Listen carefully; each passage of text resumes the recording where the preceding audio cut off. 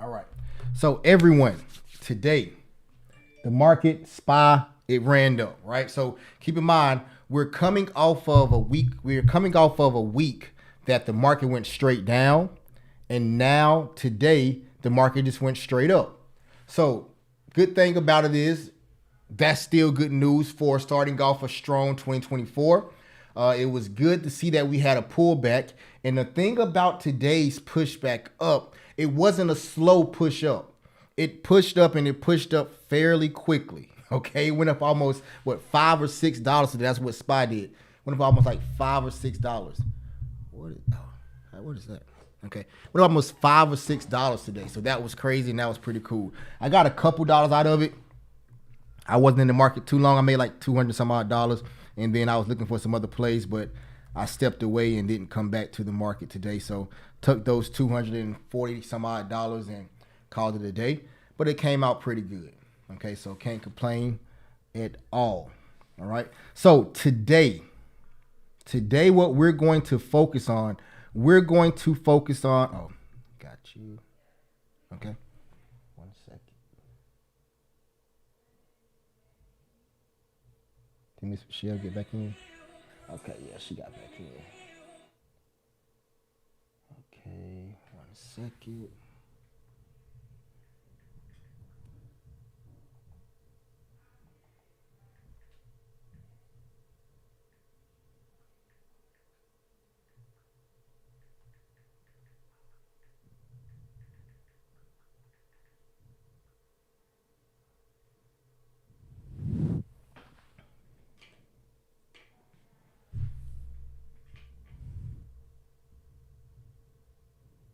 One second.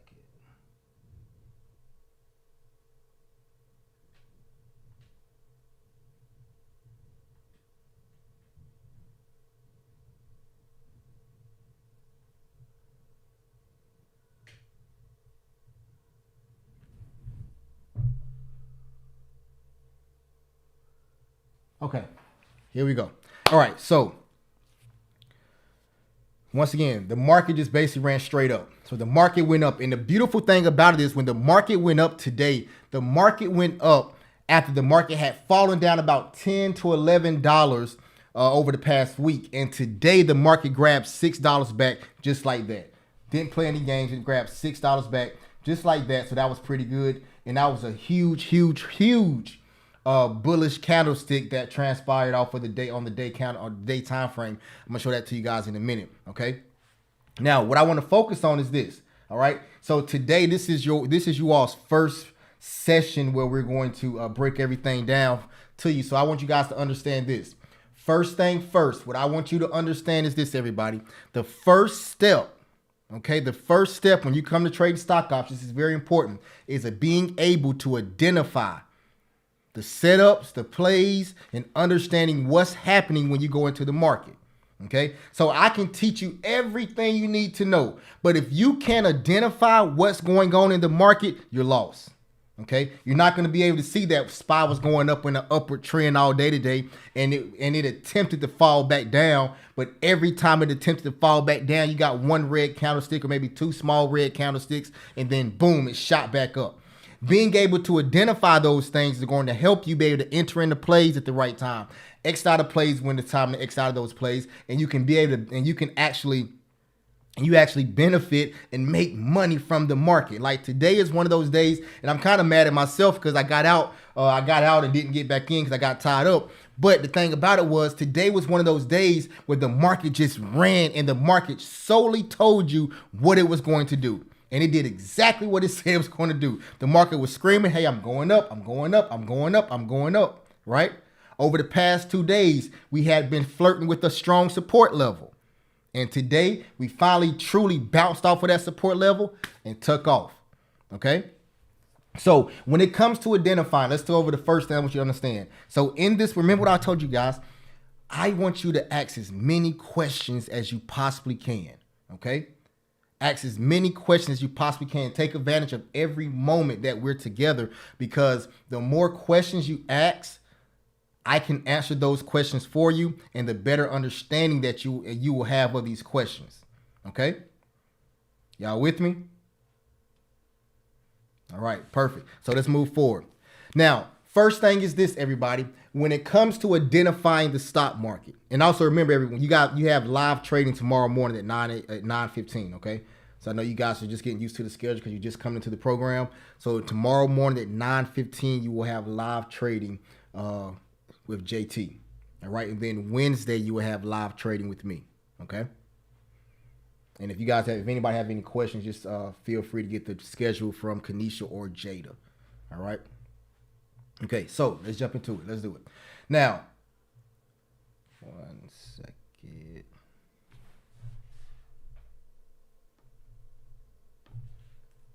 So as I was stating previously, the first thing is being able to identify. So when it comes to identifying, you're going to say, okay, Chris, what am I identifying? All right. Now, we know it's 3 types of trades that we take.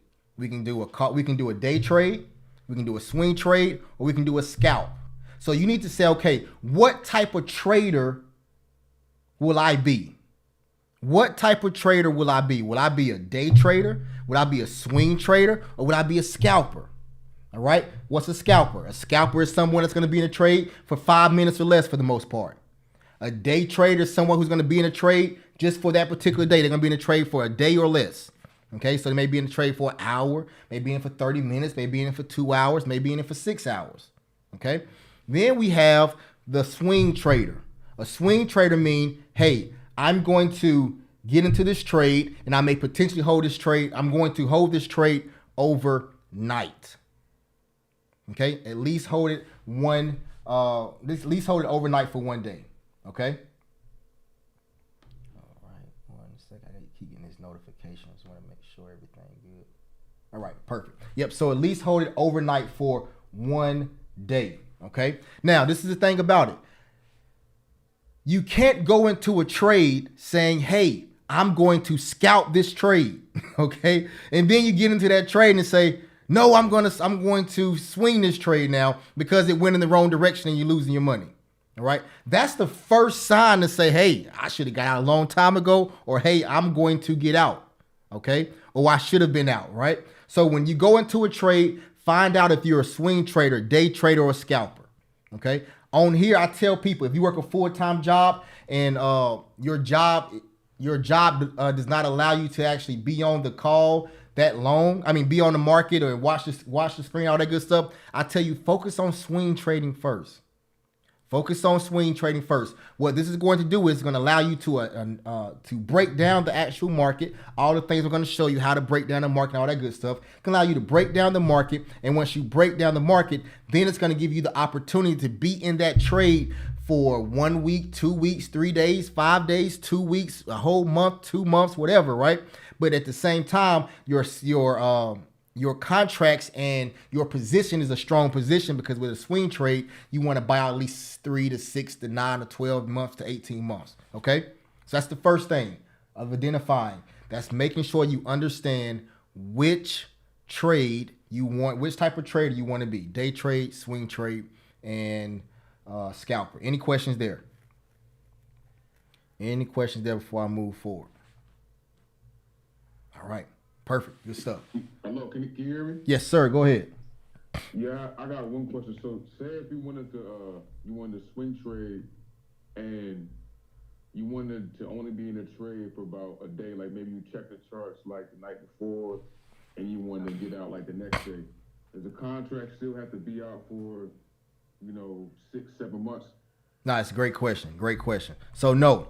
So basically stating if you want to just get into a swing trade, like hold it overnight for 1 day, right? Do you have to buy 6 months? Do you have to buy 9 months? No. You can buy a week, 2 weeks, 3 weeks, but just make sure you understand that, hey, if I buy it for this 1 week expiration date, I need to stick to my rule and get out the next morning. Okay? Or sometime throughout the next day. But this is what happens, right? You do a swing trade overnight, and when you swing that trade overnight and you have a 1 week expiration, say you stay in that trade the next day as well, and say the market goes the opposite direction of whichever direction you want it to go. Now all the profit you made is gone, ate up, right? But at the same time, if you would have sold when you're supposed to, you would have made profit, okay? And then when the stock market tries to go back in the direction that you want it to go, you have a small expiration date. Well, I guess you can say a short expiration date, and it's gonna be harder for you to get your money back. Okay. All right, I got you. Appreciate it. No problem. No problem. No problem. No problem. All right. Good question, Juwan. Any other questions? Okay. So next thing is this: identifying. You know, we use the setups in our bread and butters. We love support, resistance, decision making, time, supply and demand. We're going to introduce you guys to market structure as well, and so we're going to introduce you to all of those things. But the first thing that you want to do, the first thing that you want to focus on is identifying your zones. Okay, so we're going to talk about zones tonight. Identifying your zones. So when I say zones, I'm speaking of your supply zones and your demand zones. Okay, your supply zones and your demand zones. Your supply and demand zones are going to be the zones that get you in the place that get you to the understanding of where the buyers are and the sellers are. Because what we want to identify, hey, where are the sellers and where are the buyers? All right. So if we're trading and you see a particular setup, and that setup is where all the sellers are, but you thinking about going on a call, now you will ask yourself, that doesn't make sense. I see a lot of sellers right here in this area. I'm not going to buy a call option because why? Because I'm in a location where a whole bunch of sellers, right? If we identify, hey, I want to take a put, but I'm in a demand zone. What does a demand zone tell us? A demand zone tells us what? That, hey, there's a lot of buyers right here. So why should I be trying to buy a put where there's a whole bunch of buyers? Okay. So we need to identify these locations, these places where the buyers and the sellers are chilling or hanging out in. And this is the beautiful thing about it. Once you identify these zones, the buyers and the sellers always go back to the exact same zones. If we say 100 to 102 is a demand zone, that demand zone may be broken at some point, but if it's broken in the future, it may still be a demand zone. Okay, you may not call it a demand zone anymore. You may call it just a key level, a key zone of where we know at one point in time in history that a lot of buyers was hanging out in this area. Okay, so we're going to focus on supply and demand zones tonight. Supply and demand zones. All right. So now remember what we call a supply zone. We call a supply zone. What do we call a supply zone? Let's see if anybody remember. What do we call a supply zone? Put it in the chat. Say it out loud, whichever one. Thank you, Miss Steele. I appreciate that. Recording in progress. There we go. What do we call a supply zone? We call a supply zone Mary J. Blige. Why do we call that supply zone Mary J. Blige? Because like the song with Mary J. Blige say, I'm going down, right? So now we know that when the stock comes into a supply zone, there's a strong possibility that's what's going to happen, that the stock is going to go down. Why? Because it's in an area where there's a lot of sellers. Okay. And we want to be able to take hold of that opportunity and be able to, what's the word I'm looking for? Be able to capitalize off of that opportunity. All right. So throughout the program, you're going to see that we're going to focus heavily on the 4 hour and the 1 hour time frame when it comes to finding our zones. Okay. The 4 hour time frame and the 1 hour time frame when it comes to finding our zones. Personally, I love to make plays out of 4 hour supply zones and 4 hours demand zones. Okay. So, but the 4 hour and the 1 hour zones. All right. Okay. All right. So let me share my screen for a second. Well, go to the whiteboard for a second. New whiteboard. Can you all see my whiteboard now?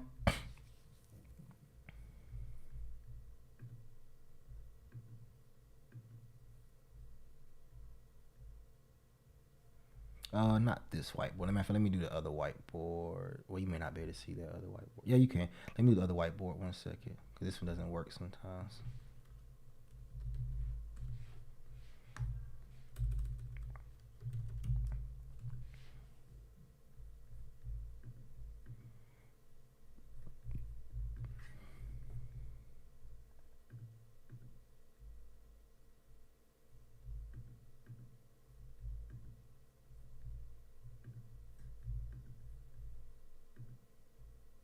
Okay. Let me see. Share my screen. All right. Can everybody see that whiteboard now? Yep. All right. Perfect.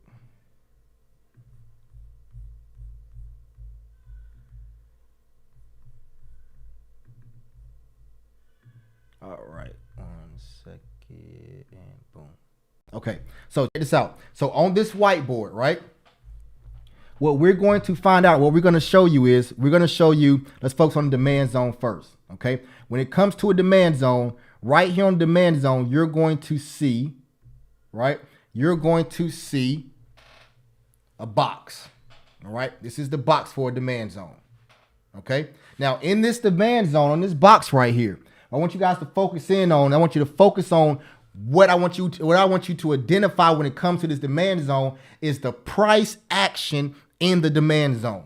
Okay. And we'll focus on drawing demand zones, all that stuff some more. But I want to focus on the price action, what happens inside of these zones. Okay. So think about this. Okay. So when we first start off and we have our zone, okay, we see that we have a zone. Okay.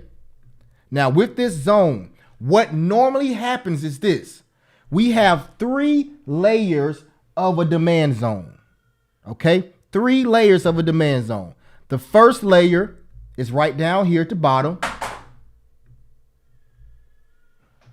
I call this zone A, right here at the bottom. Let me plug this back in 1 second.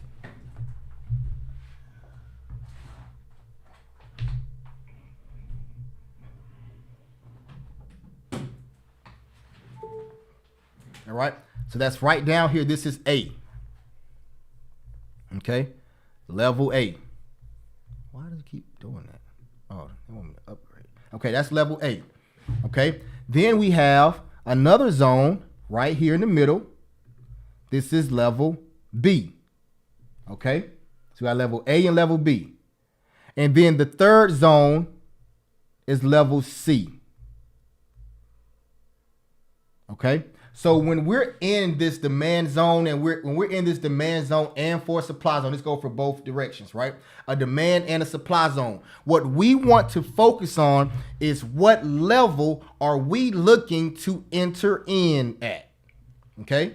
What level are we looking to enter in at? Okay. So we're going to focus heavily on these zones because if you identify these zones, you will be able to make more money. Okay. So first thing first is this. The best place to enter, where I like to enter, where you have the less risk, is right here at the first level, level A. Okay? I like to enter in level A. The reason why I like to enter at level A is right here. When we come down here at level A, this is the bottom of the demand zone. So like they say in life, you already say, man, listen, I'm already at rock bottom. I have no place to go but where? Up, right? So I'm already at rock bottom. I have no place to go but up. So when we come down here at a strong demand zone, and what I consider a strong demand zone is the 4-hour time frame, the 1 hour time, anything above the 1 hour time frame is a strong demand zone. So that can be the 1 hour, the 4 hour, the 1 year, 1 day, the 3 year, 1 week. Okay. And if I confuse you at any point, everybody, make sure you say, Chris, stop, pause, freeze for a second. Explain that one more time for me, okay? Because when you understand zones, then you can put everything else into play and you'll be able to see how the price action, how the stock market works in between your zones, okay? So first we come right here at the bottom right here. This is A, okay? So that's A right there. That's the first one. I don't know why that looks like that. Okay. Now, the next time, so when we come down here to the bottom, we have nowhere to go but up. So when you enter in down here at the bottom, you're entering in at a strong place. Okay. A strong place. Okay. And where do we set our stop loss? We set our stop loss right around here. So we're barely risking any of our money. Okay, we're barely risking any of our money. If it breaks through that demand zone and goes down, boom, we get stopped out with our stop loss. Okay. When we come down to a demand zone, we have this little bit of risk, and we have all of this right here is a reward. Okay, so that's why it's very, very important, and it's a beautiful thing once you identify a strong level, a strong demand zone. Okay. Now, the third level. Boom, boom, boom. I don't know why this thing won't erase. Let me see something real quick.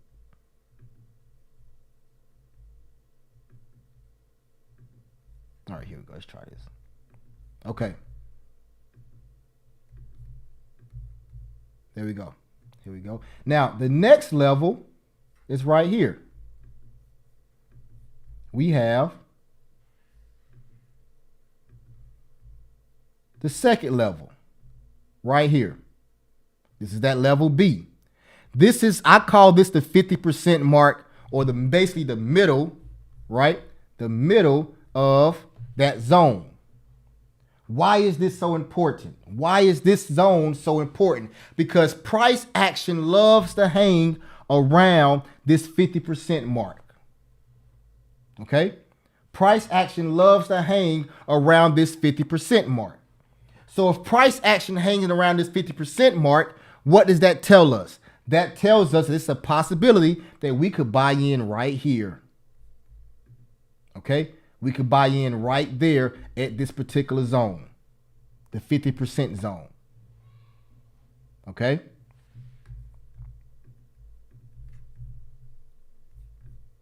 I don't know why this is doing this, y'all. 1 second. Boom. All right, so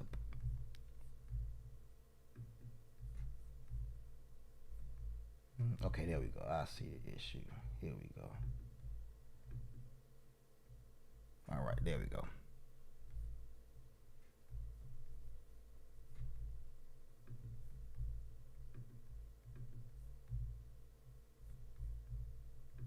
All right, here we go. Perfect. Beautiful.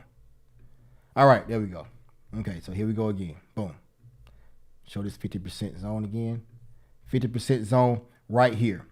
So what normally happens, we can say normally, or we can say sometimes it happens, right? Right here, the stock comes in, it goes up, it goes out, then it comes right back and it hangs around this 50% zone. Okay? So once we identify that this is a demand zone and it shot up already, boom, boom, boom, it falls back down here to this 50% level.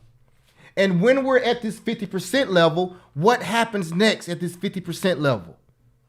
At this 50% level, we have two things that can happen. It can continue, well, three things. It can go sideways right here.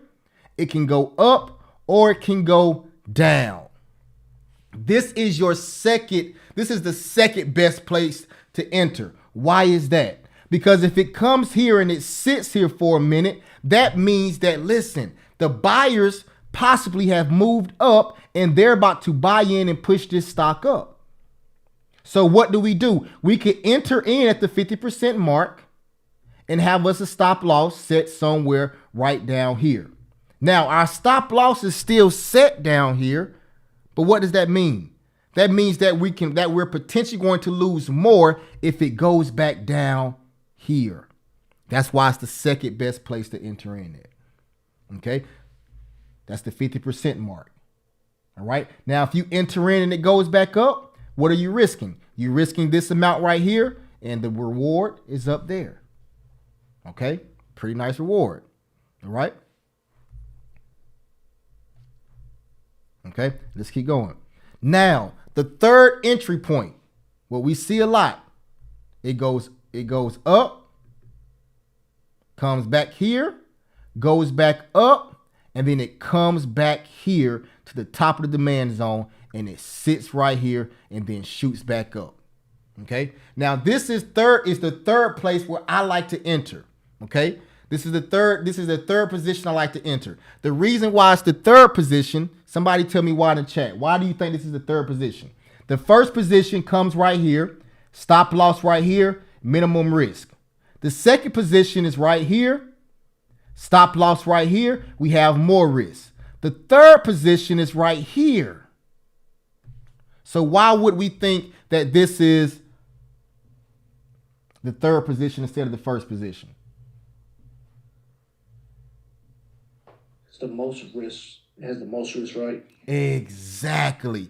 It has the most risk. And it's two ways you can say it has the most risk. The first thing is, if we still have our stop loss right here, now all of this down here is what we would lose to get into this trade. We could potentially lose to get into this trade, right? The second thing is, somebody may say, well, hey, Chris, I'm going to move my stop loss to here. I get it. I understand.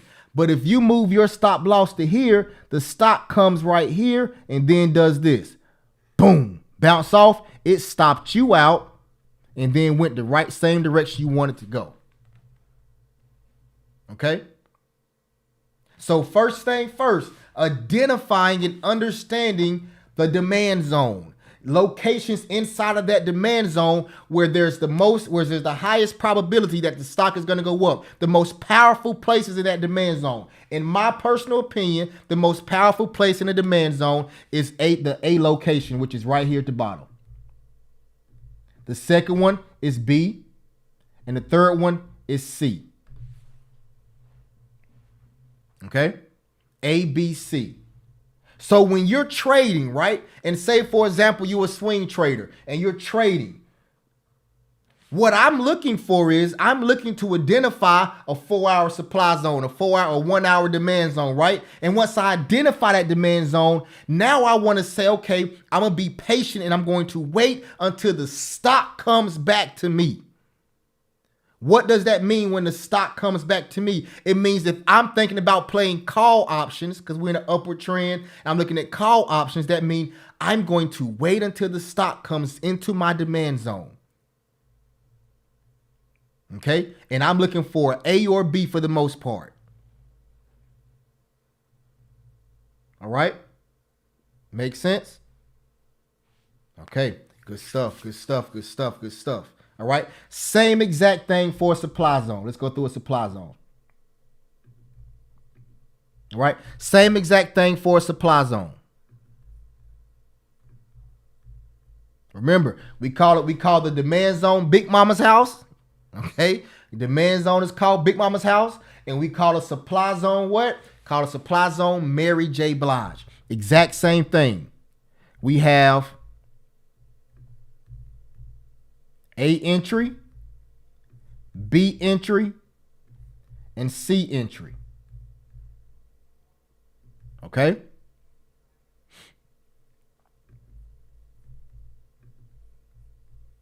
All right, so we have A, B, and C. A, B, and C entry. Okay? Somebody tell me, what is the first place? What place do you think is the best place or the most powerful place that's going to give you the most bang for your buck to enter? What location? A, B, or C? This is a supply zone. Mary J. Blige. A, B, or C? There you go. Good stuff, Michelle. Exactly.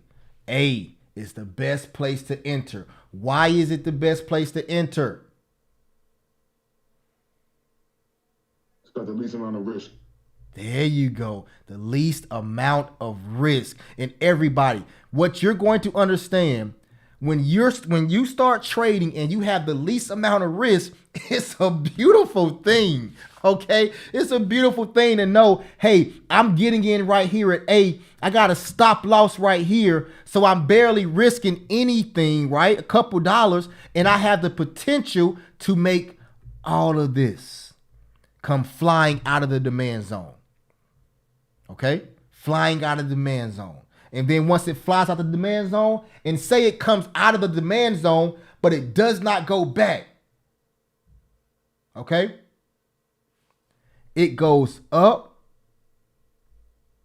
Back up. It goes, so it starts going down from the supply zone, Mary J, but then it comes back. When it comes back, it's going to come back to probably somewhere around this B area. Okay, it's going to come back somewhere around this B area. And then it's the exact same thing. Boom. Stop loss is in the same place. Okay, stop loss is in the same place. You're going to be risking more.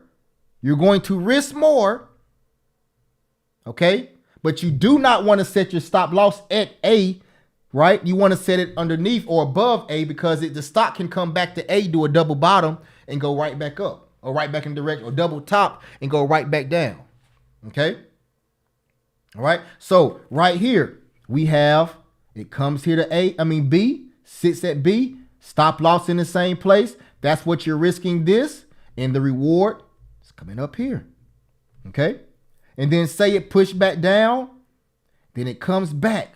And now we're right back here at C. Boom. Right here at C. Okay. This is the worst. This is the third place, the last location I would want to get in at, but I would get into this position only if I see that it's potentially trying to move back up. Okay. Only if I see it's potentially trying to move back up. All right. So once again, A entry right here, the most powerful entry. B entry is a good entry as well. All right. C entry is not a bad entry, but it's the worst entry as it relates to risk management. Okay. So once again, the reason why we're going through this is because I want you to be able to identify the entry points for a supply zone and for a demand zone. Being able to identify it. Okay, being able to identify when you're sitting back and you see, hey, I see this stock is trading somewhere close to the supply zone, XYZ, being able to identify, hey, let me go ahead and get in. Okay. Let me stop right there. Any questions? Any questions? Any questions? Any questions before we continue?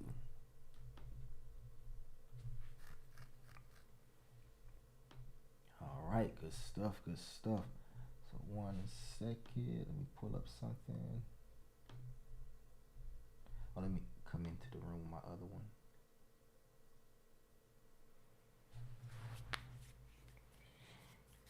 Does everybody have, does anyone have TradingView on here? Does everybody have TradingView? I would highly recommend, highly recommend that everyone gets TradingView.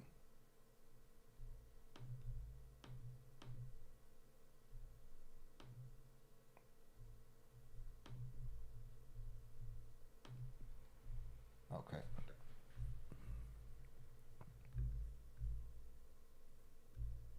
All right, so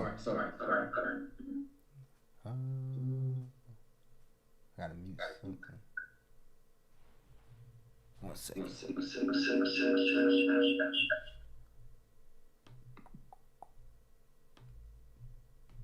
Okay. All right, there we go. All right. One moment. Here we go.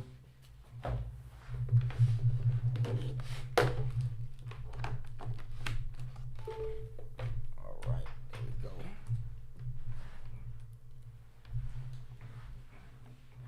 All right, so what we're going to do, let's focus, let's go to TradingView right quick. And I want to share my screen in TradingView.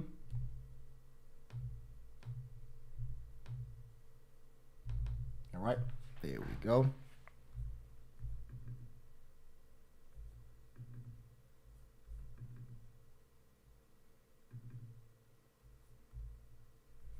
All right.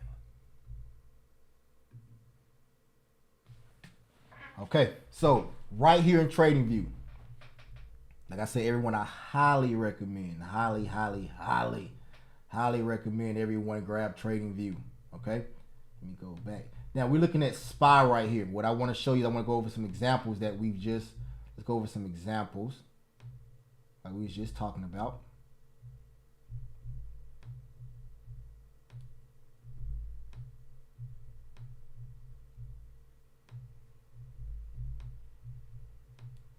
Okay, so take a look right here. look right here. Let's focus right around this area right here, okay? So we see right here, we have a demand zone, okay? We have a demand zone. And what I want you to look at in this demand zone, when we talk about identifying this demand zone, identification, all that good stuff, I want you to look at this demand zone and see how the price actually moved, okay? So let's look right here. We start right here, everybody. Look at this bottom right here. You see right here, we have this bottom. The stock it starts right here. It pushed up, boom, out of that demand zone, right? Pushed up out of the demand zone. Matter of fact, let's go even back further. This demand zone started right here, okay? It started right here. So can you see where this demand zone started right here? It pushed up out of this demand zone. Then it came back here, right? Pushed up again, boom. Came right back here to this same place, pushed up again, came back here to this place, this place right here, right around this 50% of this candlestick, this demand zone, and boom, pushed up again and went crazy. Okay, it went crazy. So look right here. Right here, it started right here. This is the A level, then the B level is right here, and the C level is right here. This one started right here at A, and it came back to C and took off, right? And took off.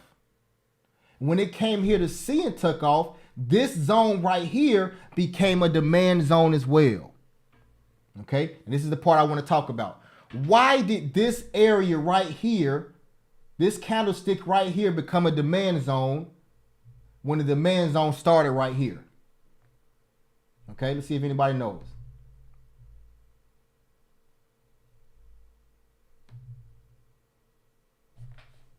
Oh, TradingView having another sale? Oh, that's dope. That's dope. Take advantage of that sale. Okay, this is what I'm gonna do. I'm gonna tell you why. Okay, the reason why this became another demand zone is because it started right here.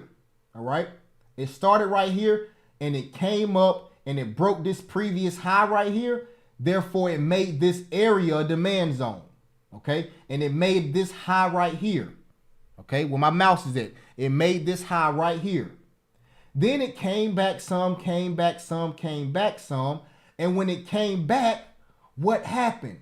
It shot up and broke this previous high right here. This structure right here, it broke that level and it made a new high. When it made that new high, that made this candlestick right here, or this zone, a demand zone. Okay? So whenever you are identifying, we're going to go over this more next week, right? And tomorrow as well when we trade, this week when we're trading live, tomorrow and Wednesday, we're going to talk more about identifying those demand zones, creating those demand zones. But it made this a demand zone because it broke the previous high, which is the previous structure. Okay? It broke the previous high, which is the previous structure. All right? Let me say that again. It broke the previous high, which is the previous structure. It broke it. And once it broke that, it made this candlestick, the big candlestick that moved up, it made that candlestick a demand zone. Okay? It made a demand zone. So when we look at it now, we see this. We see this is the A level right here at the bottom. It shot up and it came back down here again to what? The A level again.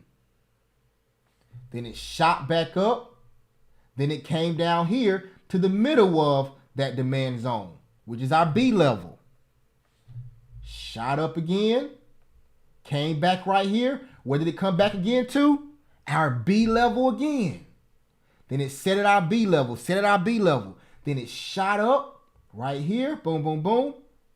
Then it came back down here, right here. That's right around that B to A level. And then off of that B to C level, then shot out that B to C level and went crazy to the upside. That's what SPY did, and went crazy to the upside. If you're able to identify that, hey, I'm in a demand zone. I'm at the A level. I'm at the B level. I'm at the C level. You will be able to enter in and have more confidence in your trade. Because think about this.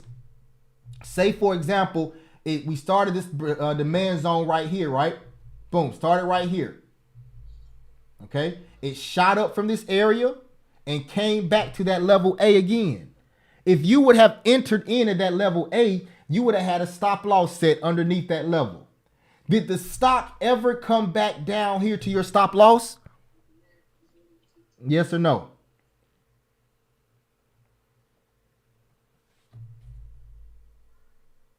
Did this stock ever come back down here to your stop loss that will be set under here?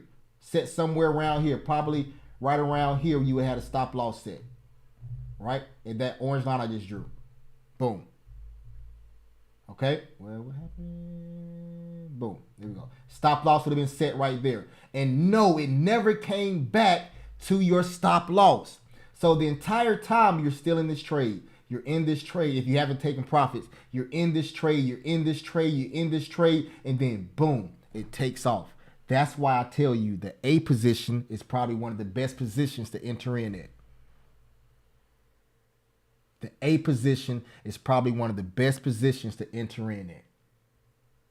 And look how this stock ran out of that demand zone. Boom. Went crazy. Went crazy. Okay? That's the demand zone. Now let's look at the supply zone. Okay? Look at the supply zone. Let's go all the way back to the first time the supply zone was created. All right? Look right here. This is on spot, SPY on a 4-hour time frame, everybody. 4-hour time frame on spot.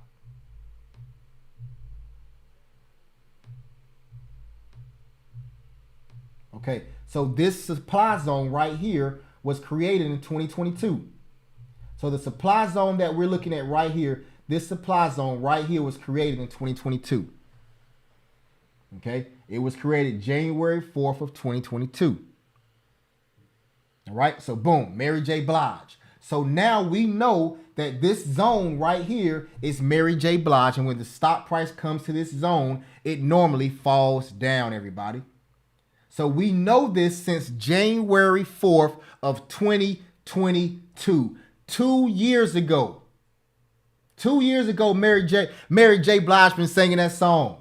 Okay, 2 years ago, she's been singing that song for 2 years. And let's look and see what happened the next time it came to this Mary J. Blige zone. Let's take a look at it. So we know our A level is up here at the top of it, okay? Come on, come on, come on. Where are? Here we go. Come on. Here we go. Okay. So boom. We come back up to Mary J and come right here on Mary J. What do we do as soon as we get into Mary J? We come to Mary J. Blige and we do what? We fall down. So A is right here. B would be somewhere around here. So it didn't make it all the way to B, but it came right here and boom. What did it do, everybody? It fell right back down. So if we understand that this is this supply zone has been this strong supply zone since January of 2022, and we come into this supply zone in January 2024, what are the odds of this stock continuing to go up? It's a strong possibility it's going to do what? It's going to reject. And that's exactly what it did. It rejected this position. Okay? It rejected. All right? So now we're going to come back up to Mary J. Blige fairly soon. And when we come back up to Mary J. Blige, we're going to see what's going to happen again. Okay? Eventually it has to break. All right? Let me stop right here for a moment. Let me stop right here. Any questions? Any questions? Any questions? Any questions? Yeah, I have one question. Go ahead, brother. So even if you have multiple supply and demand zones, you're still only buying like one call option or put option. So you say if we have multiple supply and demand zones, we're only buying one put option and one call option. Break that down to me. Explain that to me again. So I was seeing where you had where it was like A points, B points, and C points. Right. And I know I've seen sometimes that the C point becomes the A. So are you buying multiple like call options when you're doing that example of the demand zone? Are you buying multiple call options? Got you. So you're saying when it comes down to A, right, and then it shoots Yeah. up. So it comes down to A, then it shoots up. Then it comes down to B, and then shoots up. Can you buy more at B? Is that what you're asking? Can you buy more? Yeah. Yes, more sir. You B can. or C or whatever, yeah. You can. So say for example, for you, Juwan, you said that you'd probably be more of a swing trader, right? Yeah. So say if you're swing trading, say you got something that you're in it for, let's say you're in it for 3 months, okay? And you see that it's at that demand zone and you buy in when it get to A, right? But you say, okay, you say I want to get 10 contracts all together, right? So you may buy 4 contracts when it first gets to A, right? Then it shoots up and then it comes back down and it starts to sit somewhere close to that B area. You may say, okay, I'm gonna buy about 4 more contracts at B or 3 contracts at B. Now you got 7 contracts all together. Boom, it bounced off of B, starts to go up, then it pushes back down to C, right? And then you say, okay, we at this demand zone, we covering around the C level. I'm going to buy 3 more contracts right now. That's going to give me my 10 contracts, and boom, you locked in. Okay. Okay, so I wouldn't have to set like a trailing stop loss for each call option that I buy.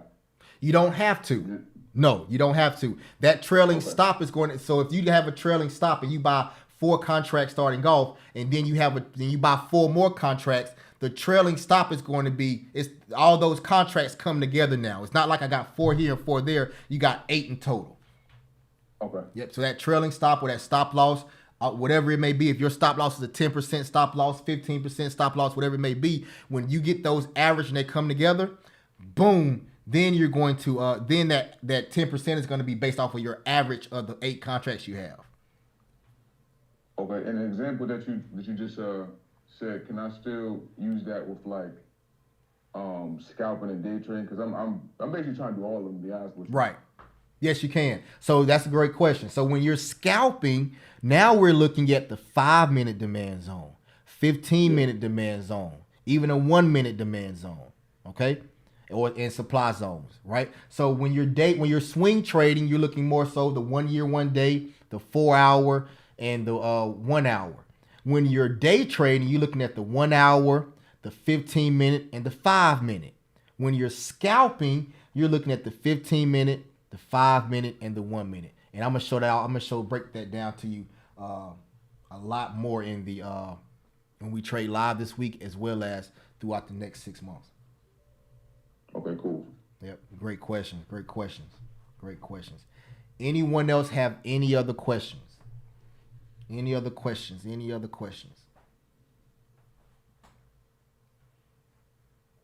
All right, good stuff.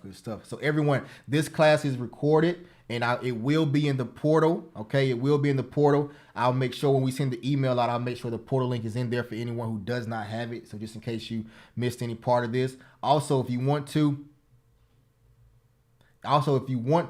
you can also go back and look at the other classes that's in the portal as well. Okay, the other replays from the classes that are in the portal, so you can get lost in all the information. Okay, tomorrow morning, 9:15, you will be trading live with JT tomorrow morning at 9:15, and then Wednesday morning, you'll trade live with me at 9:15. Okay, so when you come on there, ask all the questions you have. If you have questions about, hey, how to draw this zone, how to draw that zone, make sure you ask JT to show you how to draw it, okay? And anything you need from us, let us know, okay? All right, everyone. Listen, you guys have a great night and focus on what I want you guys to do for some homework. over just the course of this week, just go and find you supply and demand zones and just go back and watch how it bounced out of the demand zone, come back into the demand zone, bounce out of the demand zone on B, come back into the demand zone and hit C, and just watch how it happens. Watch when it bounce off of A and go back down to A. Watch when it go to B and bounce off of B, go up, come back down to B, and see how many times it hits and all those good things, okay? And just watch that, and you're going to start seeing patterns happen, all right? All right, everybody, you guys have a good one, and I will see you guys probably on Wednesday, but we're in the Discord chat every day as well. If you guys have any questions, please let us know. All right, all praise the Most High. We see you guys on Wednesday, but tomorrow morning, 9:15 a.m., you'll be with JT for live trading, okay? All right, y'all have a good one. And you too.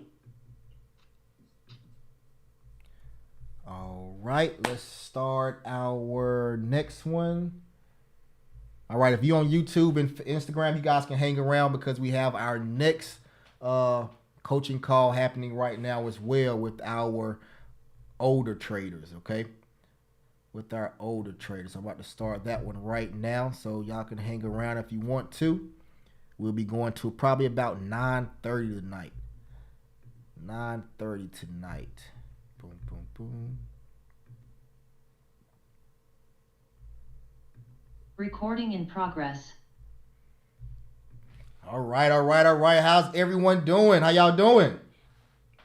What's going on? What's going on, big dog? Nothing much. Good stuff. Good seeing everybody. How was the weekend? Mine was smooth. Too short. Too short. I know, right? Too short. I'm glad next week we have what is it? Martin Luther King Day on Monday. Next Monday, Martin Luther King Day. Yeah. So that's good. I may take a long weekend that week. Maybe take a long weekend. Oh. Man, I was gonna ask anybody if made that money today where Spy. Woo! This spy not go crazy. This spy not go crazy today. Let's talk about it. Listen, tell us about your wins and losses, everybody. Wins and losses. Man. Wins, losses, draws. Let's talk about it. I'll let everybody talk first. I'll wait. All right, go ahead, Trav. Go ahead, bro. What's going on? What's going on? Yeah, I made a few dollars a day, nothing to write home about, but I took like 2 or 3 losses in a row, so I was happy with it. You feel me? Good I stuff. got in when it was like at that 470 26. Uh-huh. When it got up toward the area, that's when I went on ahead and got in, and I rode it to 470 26 to like 470 50ish, and I went on ahead and got out. Good stuff. Oh, you got in early too.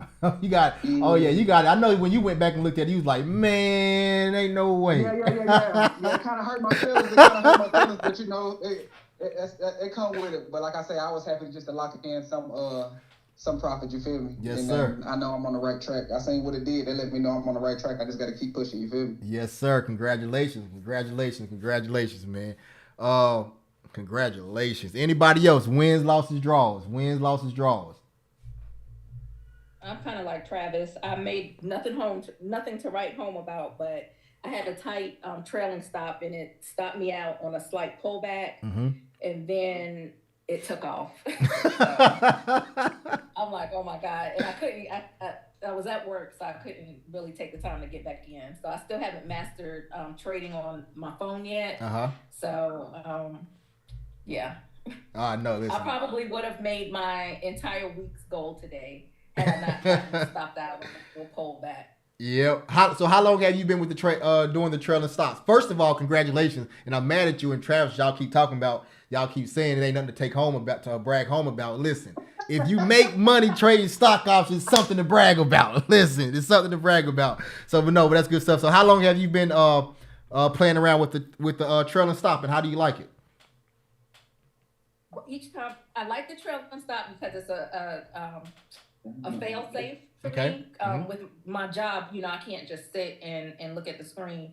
So it's good for me, but I think I'm just setting my trail stop a little bit too tight because this week and last week, it just stopped me out too short.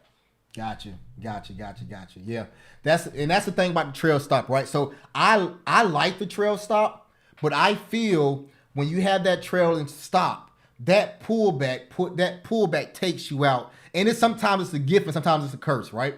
So that's why I shy away from the trail stop, because if I have my stop set at 10%, I would rather move my stop, like you say, but you're at work, right? But I would rather move my stop manually than not. But I definitely get it. So with you being at work, that trail stop is great. But you definitely want to think about loosening it up a tad bit just so you can have some breathing room. Okay. Yeah, that's what I'll do. Hopefully, I'll get a trading opportunity tomorrow, and I'll practice it. Yep. Nah, good I'll try stuff. it out. Good stuff. Good stuff. Good stuff. Anyone else? Any wins, losses, draws? Wins, losses, draws. What's going on, Chris? What's up, Bernard? What's going on, Bernard? How you doing, my guy? I'm doing all right. I got a win today. I think it was like 8 something. How much? I want to say like 860 something, I believe. Oh, he just said 860. Everybody, he just said he got like a little $800. That's all he did. Everybody, that's all. Good stuff. Congratulations. Great job, Bernard. CYC. Congratulations. Thank you. Tell us about the play. What you do? What happened? I caught that first push up. I want to say I got in early, but I had my stop loss pretty tight. I want to say I got in a little bit before 9 o'clock. I didn't catch the whole move though. Like I made my 8 something and CYC. Right. I listened today. I listened to myself. Good stuff. Good stuff. Congratulations, bro. And you killing it out there, How man. many Congratulations. contracts was that, Bernard? Let me look. I usually trade from my phone. Let me see if I can find it. I want to say it was, what was that? 13 contracts. Okay. Good stuff. Congratulations. Anyone else? Wins, losses, draws. Anyone else? Yeah, I did 820 today. So how much you said? Congratulations, bro. Man, great job, brother. Appreciate it. Just a little 820. Just a little light 820. I put my 820 in my pocket. Congratulations. What play did you take? That's 5. I hopped in. Let me see. First thing in the morning, 468.42. Oh, you got in before this 470 hit. Good stuff. Yeah. But today my birthday, so I stopped watching the trade. That's why I stayed in so long. Happy birthday. I'm like, okay, I'll take it. Happy birthday. That's a great birthday gift to yourself, man. Great birthday gift. Good stuff. Anybody else? Wins, losses, draws. Anyone else? Hey, Chris, I wanted to go over something, man. I wanted to let me share the screen real quick. I didn't win in real money. I still get out a win, and I'm not taking a big loss like I did, like I thought I was going to take. But in paper money, Mm-hmm. man, I would have had about 800% profit. Woo! Yeah, share your screen. Do your thing. Huh? Yeah, share your screen. Do your thing. Let's see here.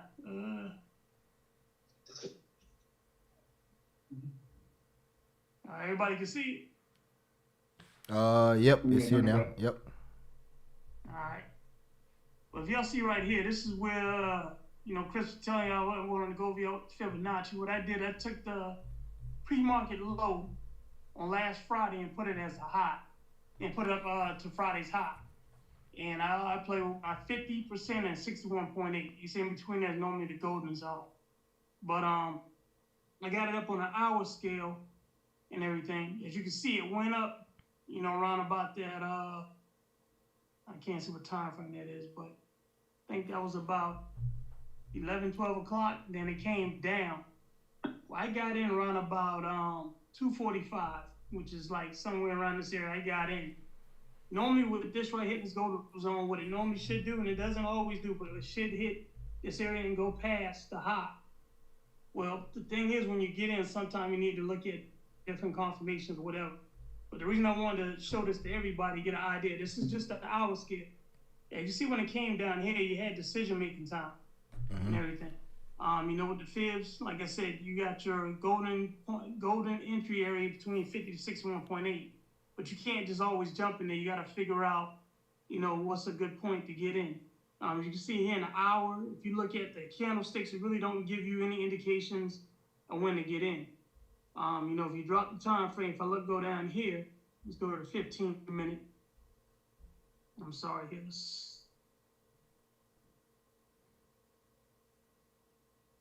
All right, you can see right around here, I got in, if I'm not mistaken, probably around this area, if I'm not mistaken, I believe.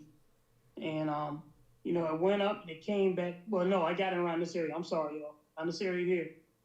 It came down and it went up. So I told myself I was going to stay in. The contract I bought a 472 contract.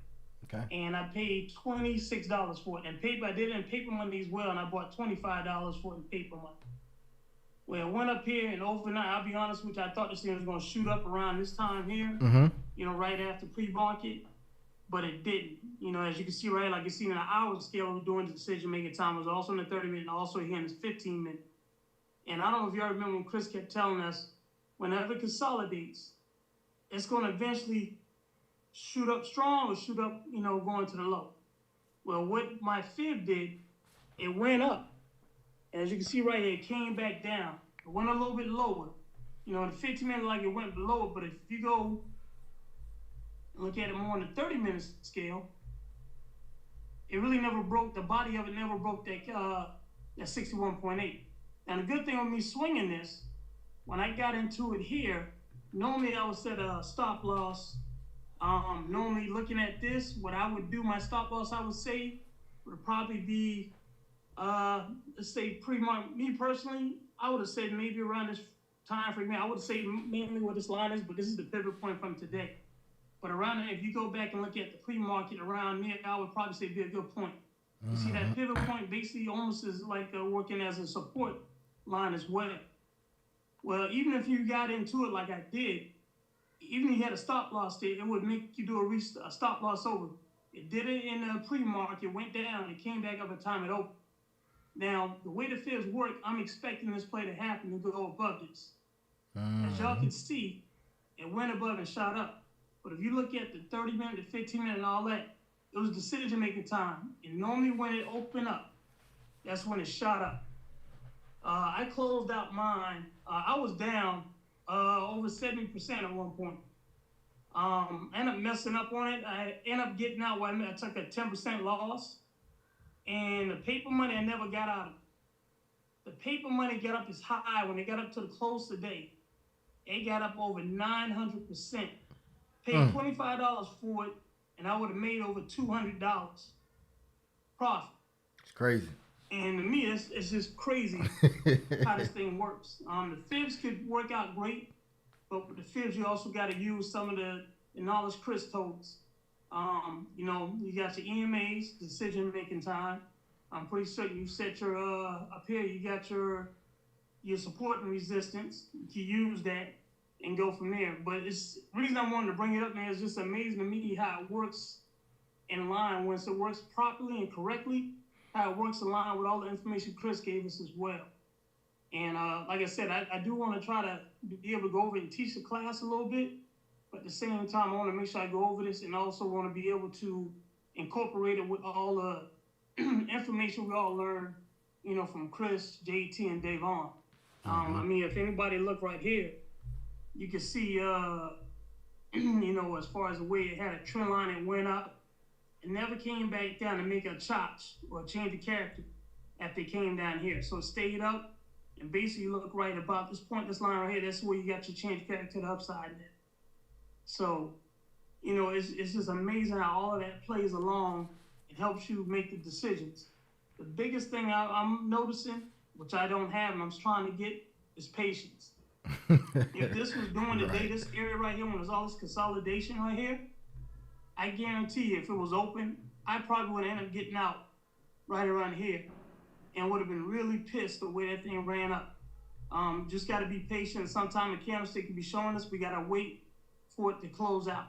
You know, you can see right at 30 minutes show that, but if you look at a smaller time frame, let's look at the 5 minute. Let's see here. I can't get to it. I'm sorry, y'all. You good? Take your time. Yeah.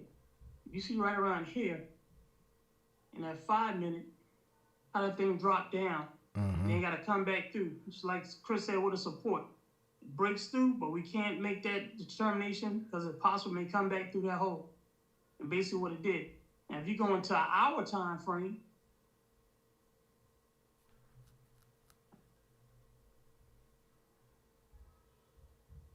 as you can see, the body of it never broke that line, that 61.8. But if you go into like the 15 and 5, it's like it went past it. Mm-hmm. And this is why I don't know if y'all keep hearing me saying we need to wait till that candlestick closed. And also, like Chris had up the other day, he had a minute, I don't know, it was Chris or JT, had a minute, 5 minute, 15. You got so many different stories that you can tell, but at the same time, you look at that bigger picture and get an idea what's going on. I mean, you look here, like it looked like it was going on a downward trend and went up. If you look at the day scale, it never really showed a downward trend.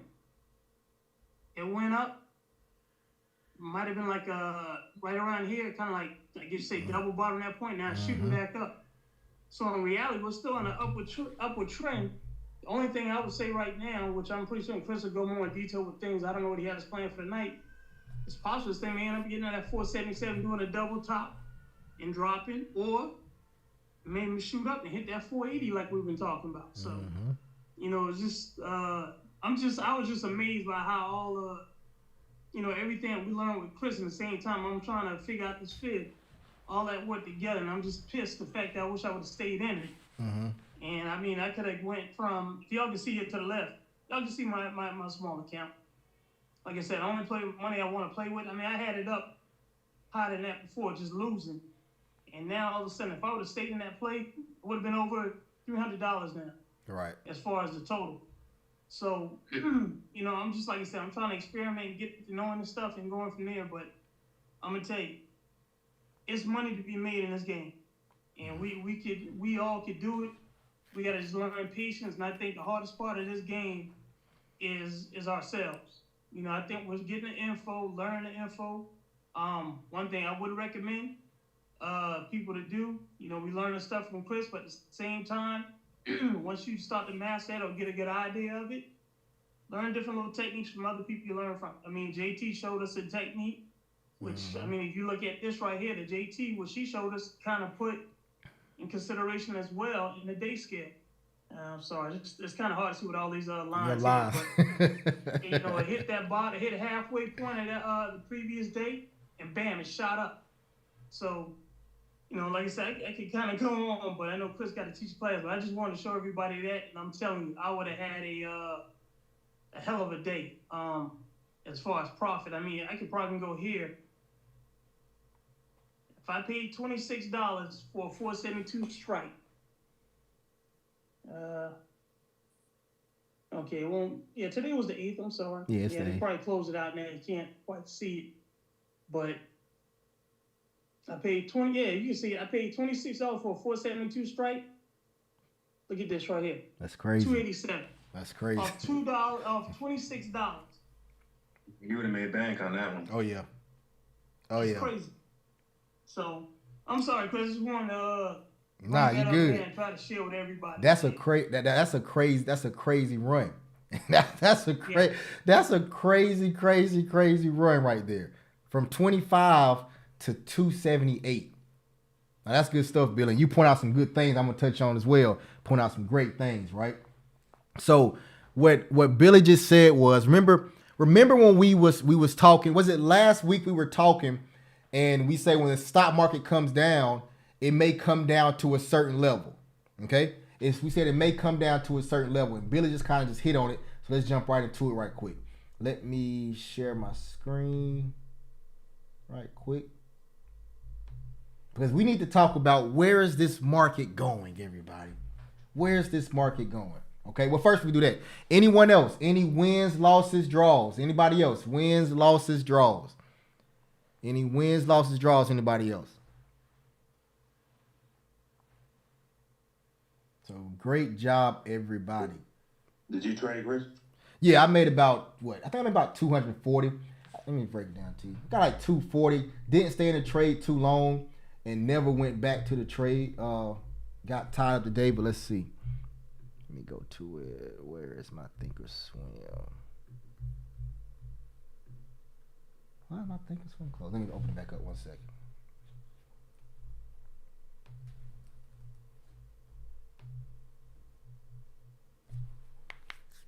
But yeah, so it went. I got in. I think I actually broke my rule today. I got in before 10 a.m.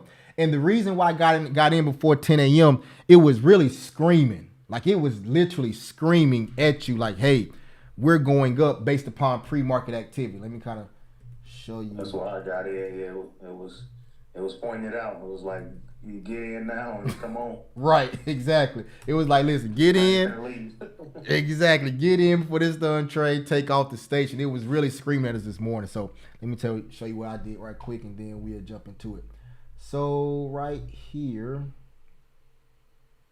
can you guys see my screen? No, you cannot see my screen. Let me share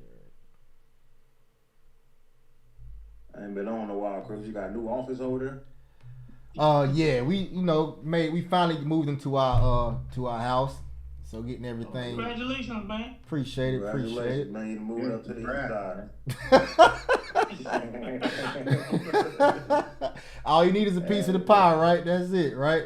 That's all you need. So so right here you can see on my screen. 1 second.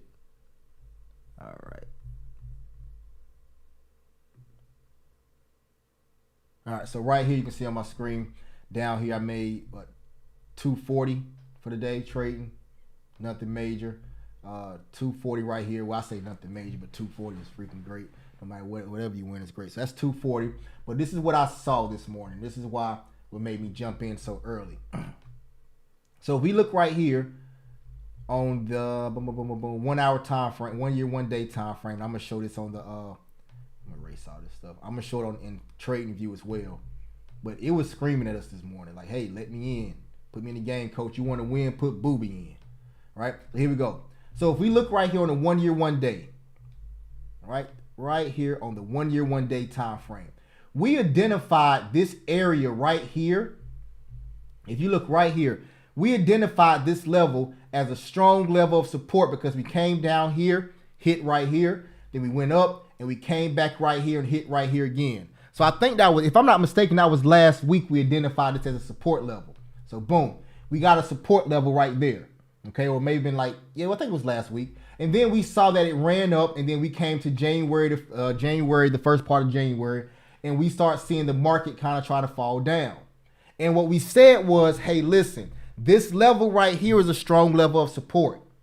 And what happened? It came down to this level, tried to break it, couldn't break. Came back to this level again, tried to break it, couldn't break. Right? So when I saw that hey, we can't break, what's the next thing we're thinking about? Okay, before we even saw what happened this day, what are we thinking about now? We're thinking about, is the market going to potentially push up? Or is it going to continue? Is it going to break this support level? Right? So boom, now let's drill down. So now we drill down to the 15-minute and take a look at the pre-market activity. Okay, if we look at pre-market activity, what are we seeing the whole time, everybody? We see this low right here from the previous pre-market. The market ran up, and the market basically consolidated. Then it came down here, and it fell right here, and it pushed right back up during pre-market. So when I saw this right here, pre-market, first thing first that popped in my head is this right here. It's going up. Why am I thinking this market is going up? For one, we're hanging around this strong support level, right? For two, we came down here to this level right here, shot up, and then now we have not come back down close to this level, or at 464. And we came down here on the 15-minute time frame and shot right back up on the 15-minute time frame. So the market. Also look at that candlestick too. Yep, it's a bullish 15-minute candlestick. The same way right here, we have a what? Bullish 15-minute candlestick right here as well. Okay, let's go to the 1 hour time frame and look at it. Take a look at the 1 hour time frame. Boom. This is what the 1 hour time frame looks like pre-market before we see any of this stuff, right? What is this market telling me again? Pre-market. If I look right here, I see we came down here the previous position, previous time. We shot right back up and we hovered right around this what? Strong level of support. It's telling us that we cannot stay beneath what? This strong level of support. All right. So we keep hovering around it. We break through that level of support again. Then what happens? Boom, we shoot right back up. And where are we at again? We're hovering around this level and we break above it and go back into it, above it, and boom. Next thing you know, when the stock market opened, we had this big boy candlestick right here. Straight movement up, 9 EMA crosses over. We're going to look from decision-making time, up. Boom, we're taking off. Big boy taking off.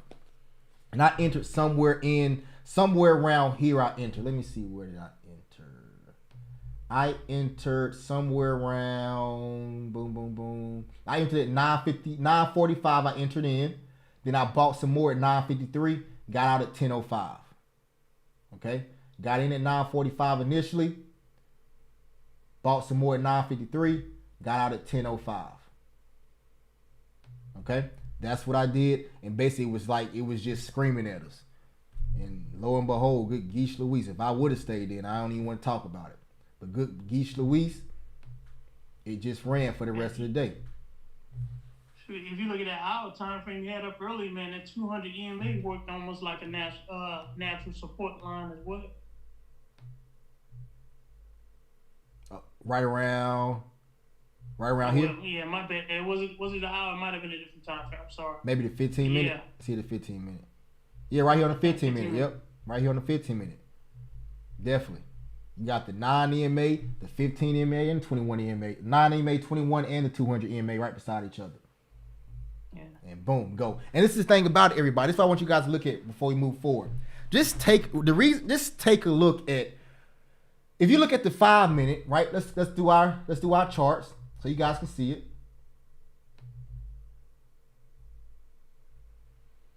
We're gonna do this time. Just want 3. Give me 3. All right. SPY. All right. So we got the 1 hour time frame right here. Look at the 1 hour time frame. That's the 1 hour time frame. Got the 15-minute time frame right here. This is for day trade. 15-minute time frame right there, and we have the 5-minute time frame right here. Okay, 5-minute time frame right there. Look at the 1 hour time frame. The 1 hour time frame just as smooth as the bottom of a baby, right? The butt of a baby. Look at the 15-minute time frame. Everybody, does this 15-minute time frame, as we look at it after the fact, but does this 15-minute time frame ever give us the need to think about leaving out of a trade? Nope. And tell me why it doesn't, Alan. It's just doing dog going back to the owner and then shooting back up. Dog to the owner, shooting back up. We're above that 9 EMA like clockwork, everybody. It looks so simple right now. Exactly, Tomas. It looks so simple right now, but as we look at it right here, look at it. It's beautiful. The candlestick never broke beneath that 9 EMA on a 15-minute time frame. It run up, it consolidate back. It runs up, it comes back, run up, consolidate back during that lunchtime period, and then we had that 2 o'clock push and we went crazy.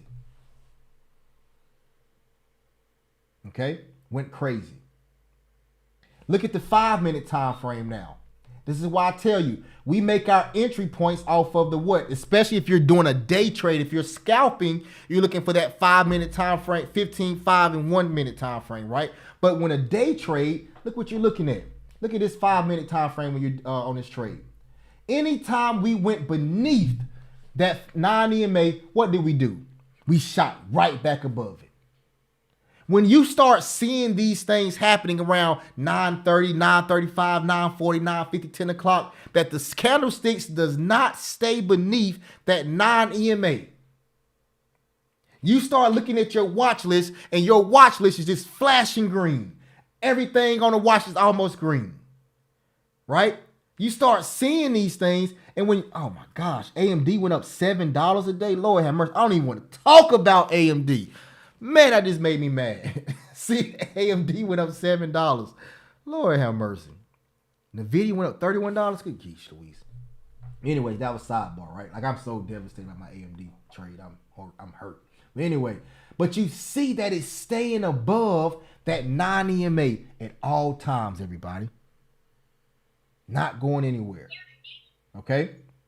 That's something to think about. Something to look at when you're trading. Okay? Something to look at when you're trading. And like always, everybody, we do not want to predict the market. Whatever the market is giving us, that's what we want to take. Okay, somebody had a question? Yeah, I have a question. So, say that somebody wanted to ride this all day. How far out should they have left with their contract? So it's all about what kind of trade you want to. If you're doing a day trade. So when you got into the trade, were you planning on day trading it, or you planning on swing trading? Was you planning on scalping? It all depends on that. If you were planning on scalping, you would not. I mean, you can get into you can do it. What y'all call it? What we call it? ODTE, right? Yeah, Zero DTE. Zero DTE. You can do a 1 week expiration if you're thinking about scalping it. If you were thinking about just doing a day trade, me personally, I still like to do 2 to 3 weeks out for a day trade. But you could do it 1 week out. You could do it 1 week. It's Monday. You could have got it for Friday, right? If you was actually doing a swing trade, it depends on how long you want to be in this trade. If you're trying to be in it, if you want to do 3 months, 6 months, 12 months, 1 year, it all depends. But if you're riding out for today only on a Monday, I would say anywhere from 1 week expiration date to 2 week expiration date. And you would have we had a nice little run. But like Billy said a $25 contract went to $278. You see what I'm saying? And I actually did a 0 DTE today. Matter of fact, and let me see what my left at. I got in at the 47.35 strike price. I got in when it was at what, 95 cents. 4735. And let's see where it closed at.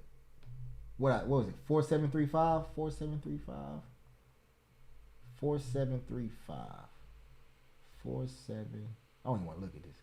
4735. Hey, you made $3,000, brother. I'd have made $3,300. $3,300. All right? You see what I'm saying? And that was off of 0 DTE.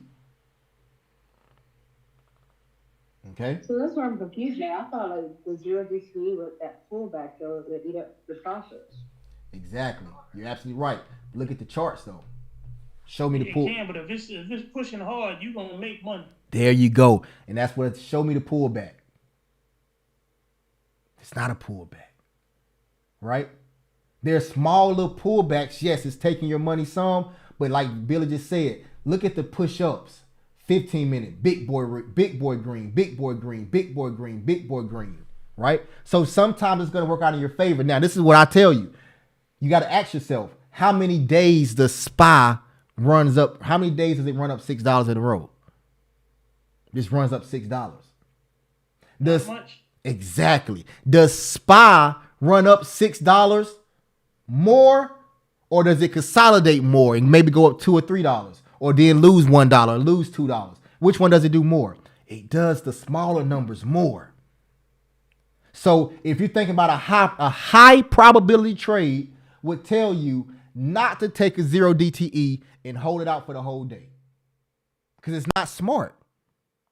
Because like you say, that pullback that's happening is going to take your profit. Especially if it's going to be one of those $2 days for SPY, $3 days for SPY, $1 days for SPY. It's going to take your profits. So a high probability trade would not tell you to do a 0 TDE thinking for a day trade on SPY. It's more so as a scalp on SPY. Make sense? I'll be honest with you. I would normally do a day or two out because what happens with me a lot, I try to do a day trade with it. And if it doesn't do exactly what I think, like I did on Friday, you get another day or two out, you can play that out to the next day and go from there. But I'll be honest with you, the reason I kind of just stayed in it because the way I did it, most people I would not recommend. I did it to the point it was like $26 I paid. Mm-hmm. So I got to the point, like, man, if I lose it, so be it. Because I was planning to put more money in the account anyway. Mm-hmm. So I was like, yo, if I lose it, so be it. I just take. I kind of did it almost like a gamble, but at the same time, the reason I thought I looked at it as a high probability gamble because I had my fibs in it and everything. Fibs are not always going to be, tell all that it's going, that's going to always work. That's why you wanted to put a stop loss in. I didn't put a stop loss in, to be honest with you. I just had a feeling it'll go up. I was like, this would be my little gamble trade and see what happens. Because I know I was going to put more money in the account. So, Gotcha. but if you play it right, man, you can make money off small returns. Mm-hmm. But you can't. It's not going to happen all the time. Yep, it's definitely not gonna happen all the time, but you can definitely make money off of small entries. And these particular days are the days you can do it, right?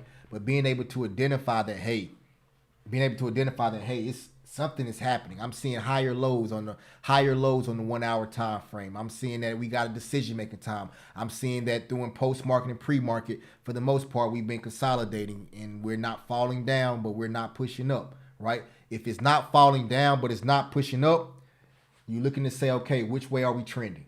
If we're in an upward trend, that means you're looking more so to the upside for the push up. If we're in a downward trend, you're looking more so to the downside for a push down. Okay? Ryan, go ahead. Oh, sorry, I'm having to switch to my phone. Can you hear me okay? Yes, sir. All right. Hey, I just wanted to talk about, somebody was asking questions about how far out they should buy out. And, your opinion was different than Mr. Pickering's. And what I'd like to invite everybody to do is Thinkorswim has an on-demand replay, and I've done quite a bit of back testing with it. And you can buy the exact same trade, the exact same delta at strike price for, today, tomorrow, for 14 days out. And you can see how that plays out and see your decay, see what your profit and loss for the day is. And then it's up to you to decide how much you're willing to spend on a contract versus how much your decay is versus how much your profit is. I have my own personal opinion too. I buy a day or two out, so we're all different opinions, but I think everybody should take advantage of that on demand and test that themselves. You'll get your answer. Exactly. So, and when you're doing that, you're going to find out what works best for you, right? Like for me, for example, when I say even if I'm doing a day trade or a scalp, I may even do a week or 2 weeks out, right? Because that's what I feel. I feel more comfortable with a stronger delta. Like 0 DTEs give me like heart attacks, right? It just drives me crazy. Like for me, I can't trade 2 stocks at the exact same time. Like I see some of y'all are being SPY and NVIDIA at the same time. I'm like, how in the world do you do that? I can't do it. Like my mind and body and soul will not let me be in 2 trades at one time. I can't focus on it. So that's why I'm in 1 stock at one time. So, but I see some of y'all in like multiple stocks at the same time. So that's real dope. So you definitely got to find out what flow works for you, because trading, when you're trading stock options, is about your comfort level, right? How comfortable you are. Right. And I'm comfortable with 1 stock. I'm comfortable with having, if I'm doing a day trade, having a 2-3 weeks expiration date, even though I don't plan on swinging it. Right. If I'm doing a real swing trade, I'm comfortable with like 3 to 6 to 9 to 12 months. Right. And I'm not comfortable with 0 DTEs. That's why I don't tell people not to do them. I just say, me personally, I don't do 0 DTEs because I can't, that up and down, like I did today, and it almost drove me crazy. That's why I say, man, I'm just getting out, right? I said, I can't do it. I'm getting out, right? Because I was in that consolidation, and I did not like it, so I got out. Okay, but but definitely go to on demand. And if you're practicing paper money right now, on paper money, buy 3 or 4 the exact same trades and see which one works best for you. Okay, good stuff. Anybody else got any questions? Okay. Go ahead. I do. Hey, Chris, Happy New Year. Hey, Miss Kim, how you doing? Doing good. Okay, so now, Chris, this is where I'm confused. Okay. And I'm just looking at the graph. Okay. So let's say I'm on my pivot, and I'm trying. It's consolidating. Then it's decision making time, and I don't know which way to go. I'm just like stuck looking, and I'm like, okay, I know it's decision making time. Right. You know, my non-EMA is above, you know, where it's supposed to be, and then I'm like, okay, I don't know. I'm stuck. I'm just trying to figure out. I don't know whether to play up or play down. Gotcha. No, hey, listen, that's perfectly fine, right? Because this is the thing about it. No one knows which direction is going, right? So it's a thing about what I'm hearing you say is you do not want to be wrong, right? You do not want to be wrong. So since you do not want to be wrong, you're going to be hesitant on your play, and sometimes you may not even make a play because you don't want to choose go the wrong way. This is the thing about it. What I want you to think about this and focus on one thing, right? For example, let me pull up on TradingView right quick. So right here on TradingView, go to the 1 year, 1 day. Today, for example, right? You got your pivots, right? You got your supply and demand. You got your pivots. You got all your areas and all that stuff, right? And you see decision-making time, correct, Ms. Kim? You see all those things, correct. Right? So this is what this is what you want to think about. Now it's time for you to say, okay, let me go back. Let me scroll back some in history, okay? Let me look and see where we currently are, okay? So if I'm looking solely at supply and at a support and resistance, right? Or a pivot, right? Same thing. And I got a pivot right here. Or a support zone support level right here. Mm-hmm. I know that I have a level right here. I have a level. One second, let me mute everybody. 1 second. Okay, I think we're good. All right. So I know I have a strong level of support right here. A strong level of support is not breaking. It came right here. It hit, did not break. Came right here, did not break. So I know 4 times we've tried or attempted to break this support level where we're currently sitting at. Okay, we're currently sitting at this level, and we tried to break this level 4 times and have not been able to break this level. Okay, now I know that in the back of my mind, I know that we had a strong level of support. Now in my mind, I see that it's decision-making time. It's decision-making time, and we're at a strong support level. I see both of those things. I'm at a level that we could not break 4 times we tried to break it. We could not break it, and we're at a decision-making time. I drill down a little bit further and look at some pre-market activity or 1 hour activity. I go back and I see we came right here to this low right here, pushed right back to our support level. I see we pushed down right here, came right back to our what? Support level.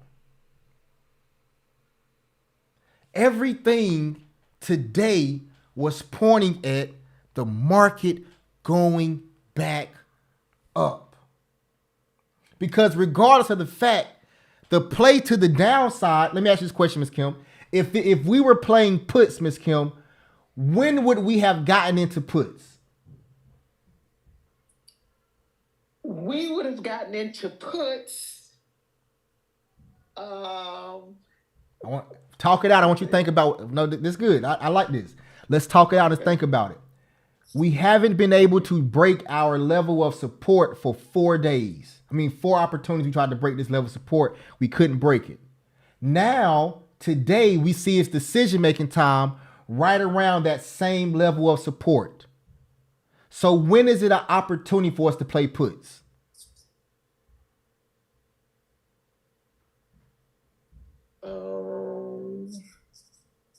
Let me break it down this way. I'm breaking down this way. Who said that? Me. So there you go. No, yeah, that's exactly right. When you break support. Support. Think about this. You in the courtroom. Your husband in the courtroom. And he keeps saying objection, objection, objection, right? And the judge keeps saying what? What is it? Sustain, sustain, sustain, right? What the judge say? Saying sustain, sustain, sustain. But listen, the judge is not going to accept that objection until there's something that comes out that needs to be accepted. It's the same way here. We're not playing puts until that strong level of support is broken. If that strong level is not support is not broken, we're not playing puts at all. We need for it to break, come back and retest, and push back down again. So as long as we see a decision-making time, we're at a strong level of support, and we are above that support level, we're thinking calls all day. I got it. Okay.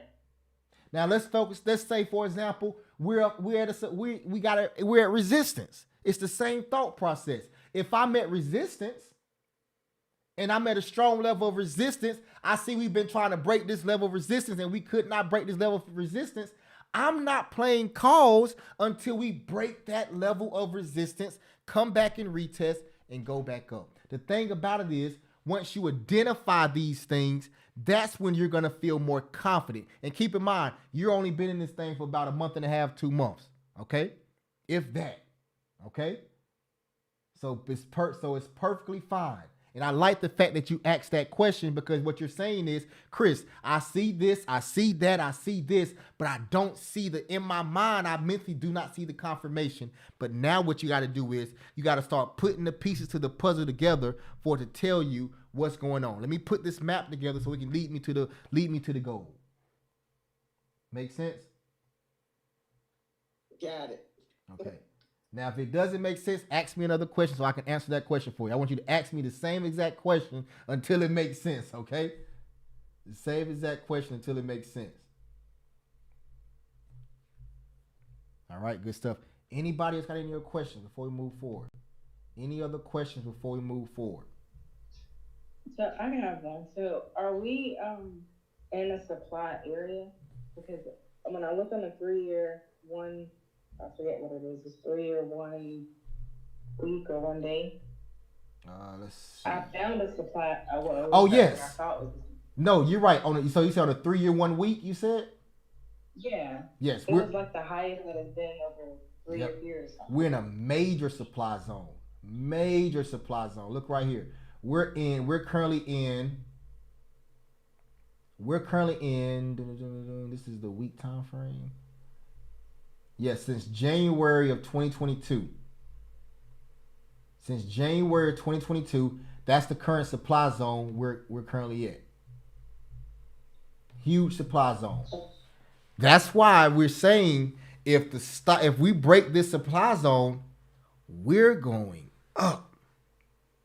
If we break that 1 year, 1 day supply zone, wherever it's at, it's gonna pop up on my screen. It should pop up in a minute. That 1 year, 1 day supply zone, that 1 year, that 3 year, 1 week right here, that 3 year, 1 week, here you go, right here, perfect. Right here. January 3rd. That's when it started. January the 4th, that's where it started. And we have not broken this zone since that day. Okay? We have not even attempted to break it. We haven't even tried it or came into this zone until now, which is a positive sign, just to be honest. Go ahead with your question. So this is where I struggle though. I don't know how wide to make my zone. So do I use like that previous candle before the red one and make it the length of that candle, or do I use the entire red candle, or can wick to the body? Mm-hmm. So people use different things, just to be honest with you. Like JT, for example, she used the body to the wick, right? Some other people use the whole candlestick. I'm one of those whole candlestick people because I want to see the larger scale. JT like to see the smaller zone. I like the larger zones. So it's whatever your preference is, right? Whatever your preference is. I use TradingView, and I let TradingView do it for me. Okay? I use TradingView and I let TradingView use it for me. That takes the thinking out of it for me. Now, granted, at the same time, I still know how to draw my own supply and demand zones. That's one thing you want to make sure you know how to do. That's why when we was going through the class and all that stuff, I taught it to you first before telling you about TradingView, where it does it for you. Okay, but it all depends on which one you prefer. If you prefer the smaller zone or the larger zone. Because it looked like TradingView used the candle before, so like that red candle there looks like it's using that green. Yep. So, and the reason why I was asking is if we using the ABC method to get in, like you explained earlier, I didn't want to make it too wide, and my ABCs would be off on my increase. Yeah, I got you. Well, this is the thing about it. If it's off, it's still gonna be somewhere close to it. May not be perfect, but it's gonna be somewhere close to it. But I understand what you're saying. If it's off, it may mess up your stop loss or something of that nature, right? Yeah. Okay. Yeah. No, I definitely get it. But it's gonna be somewhere close to it. But the thing about it is, what you have to do is, whichever way you decide to do it, you want to run your method off of that way. Now, I suggest if you're gonna do the ABC method, you want to make sure that you have a wider zone, so it can actually do what it's gonna do. Makes sense. Okay. Mm-hmm. Thank you. Yep. No problem. No problemo. Any other questions before we move forward? Chris, let me just clarify what you just said. Okay. Now, do you go back when you're sitting waiting to see if it's going to hit resistance or supply? Mm-hmm. Do you go back a year? Let's say I'm doing just not a swing trade, but let's say I want to just scalp or I don't want to be in a swing trade. I just want to kind of scalp. Yep. But I'm sitting waiting. Do you go back a year in one day to see what it did a year in a day? Or Yeah. No. Great question. So you're basically saying how far do I go back to identify my supply and demand zones for the most part? Yeah. How far? Yeah. Would that mean? Because I know that you said you like the 15-minute, the 5-minute, and the 1 hour, but we're waiting to see what's going to happen. Mm-hmm. Do you just say, well, look, let me just see what happened a year and 1 day from today? Is that what you do, or you just sit and you just watch and wait? Yep. So this is kind of how I do it. I attack it the same way every morning, right? No matter what stock it is, no matter what I'm trading, what I do every single morning, the first thing I do is I start off at the 1 year, 1 day time frame, right? So I'll come to TradingView. I see the 1 year, 1 day time frame. I go to that time frame and I say, okay, right now the stock price is right here at this 474 area. So tomorrow morning when I wake up, not even tomorrow morning wake up, I do it right now, right?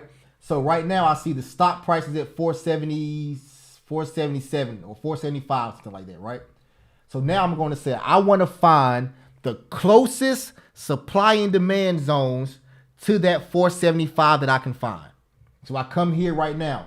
I see we at 475. I'm on TradingView. It doesn't give me any type of supply zones up here right now, but it gives me a demand zone at 411. At 411 down here on the 1 year, 1 day. So that's pretty far away. That's nowhere close to 475. So now I drill down to the 4 hour time frame. Boom. Come to the 4 hour time frame. On the 4 hour time frame, what do I see? I see right here, I have a supply zone. So my next supply zone on the 4 hour time frame, it starts right here, this 476 area, and it goes out, it can go all the way to that 480 area. That's the major supply zone. And it's a smaller one supply zone in there. It's from 476 to 477.5. So boom, that's my supply zone on the 4 hour time frame, right? Now, I say, where's my demand zone? I got a demand zone down here at 456, okay? And I say, okay, so right now, the closest one I have currently is a 476 supply zone. So I'm gonna drill down a little bit further, go down to the 1 hour time frame. See if I see anything closer. On the 1 hour time frame, let's see what pulls up. Boom. It confirms that 476 area, right? So now I know right here on the 1 hour time frame, I have a 468 demand zone and a 476 supply zone still. So that's what I would do. I would draw on my screen 475 to basically this 477.5 1 hour supply zone. Come down here, draw me a demand zone. Now that's my 1 hour demand zone and my 1 hour supply zone because they're the closest zones to the current stock price. Make sense? So from an overall perspective, that's what I'm looking at and that's what I'm focusing on right now. All right. But if I'm day trading, I'm going to have this 1 hour supply zone, but I'm also going to look at the 15-minute supply zone as well. Boom. Let me see that 15-minute supply zone. This is why I tell you get TradingView because it's perfect. It's beautiful for you. It's right here. It shows it to you right here. You can literally come right here. I didn't mean to do that. Chris, is that which indicator is that on TradingView? Which one is this? I'm sorry, 1 second. That side. There we go. Boom. Come right here. Boom. So this is the what is that called again? What is that? The smart money concept? Yes, there you go. Thank you. Smart money concept. Smart money concept, right? So boom, you can come right here. You can have the 15-minute right here. Boom. Got the 15. Now we got the 15-minute time frame now. Okay. Want that to be SPY, not SPX. SPY. Boom. 15-minute time frame. Come right here. Let's do the 5-minute time frame. So now we got the 15-minute, we got the 5-minute, all this good stuff, right? I don't know why that's not showing up. SPY. Boom. All right, boom.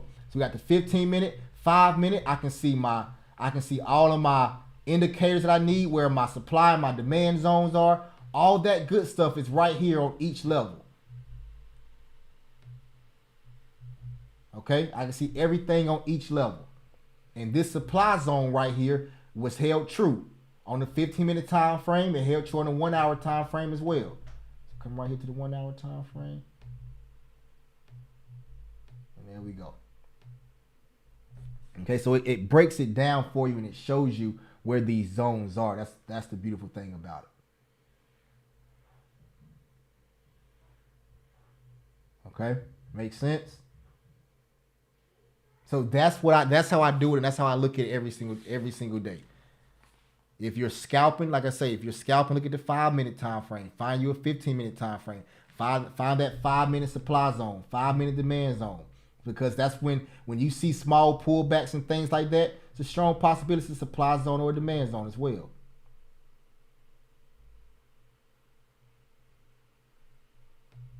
Oh, it's not on. That's okay. I wonder what's going on. It's not on this. I got to add it to this one. So, yeah. Okay. What's up, bud?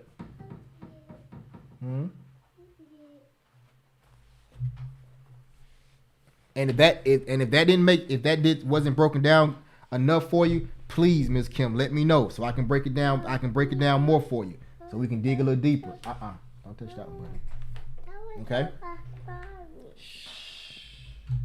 Any other? Okay, I got it. Okay, good stuff. Any other questions before we move forward?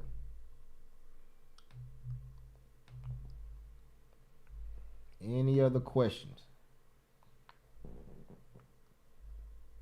All right. So let me ask you guys a couple questions. Where do you all think the market is going? So right now, if you think about your analysis, right, where would you say you think the market is going? I want to hear what you guys got to say. What's your thoughts about where you think the market is actually going? Chris, since it still is like kind of going up in that supply zone, I think it's going up. I think we're gonna be bullish. Be bullish. So Timmy, break it down a little bit more for me. When you say we're gonna be bullish, what do you think we're gonna break through the supply zone? What time? That's what I'm kind of thinking. We're gonna break through that supply zone because I thought it wasn't going. I thought since we got up in the middle of that supply zone, I thought it was gonna come back down, but it wasn't looking that way. Mm-hmm. So I'm thinking we're gonna break through that supply zone. What's your time frame you looking at? 15 minute and Like I look at the No. 5 minute just to. I mean, like when I say, how long you think it's gonna take before we pass through? Oh, I think by probably by Thursday. I'm thinking. Oh, you ready? Thursday. You ready? We Yeah, ready to go now? Up there. Yeah, Okay. I think it's gonna be up there.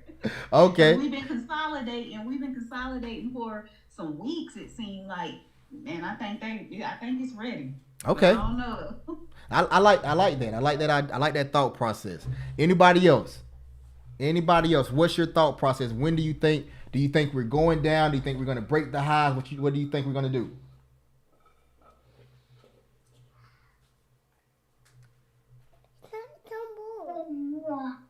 I'm still. Go ahead. You go ahead. No, go ahead, Alicia. The only thing I was saying, I think I want to see what it does with these supply zones. If it breaks through it, like I told you, like I was saying earlier, I think it may hit 480. I would say give it about a week or two. Mm-hmm. But at the same time, you got to see a pullback. I'm just going from the information you gave us in the past. Mm-hmm. When you see a strong push up like that, you got to see a pullback eventually. So I'm looking at a pullback. I'll be honest with you, I'm trying to put a fib in from pre-market low to today's high. Mm-hmm. And that's what I'm trying to look at right now. Find out where that 50% and that 61.8 is at, and go from there. And try to get an idea of where I think my where it may pull back to, and at the same time try to look at the different other confirmations to give me saying if it's gonna bounce off those levels. Okay. And go from there. That's just my personal opinion. Okay. Good stuff. Anybody else? Where do you think we're heading? Where do you think we're going?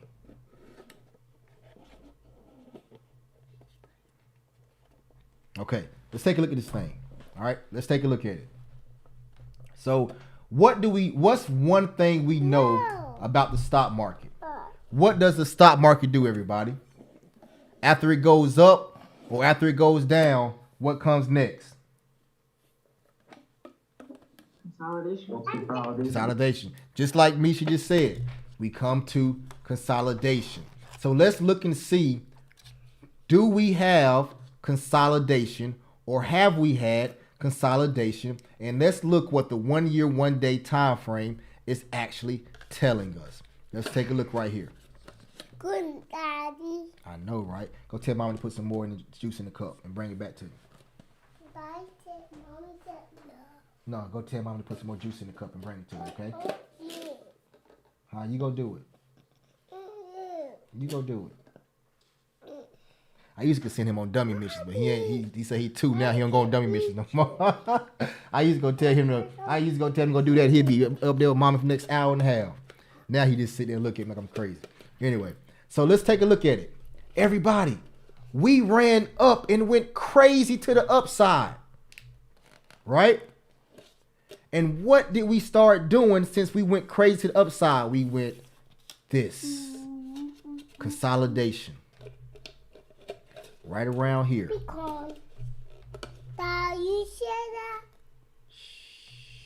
Boom. Look what we've done now.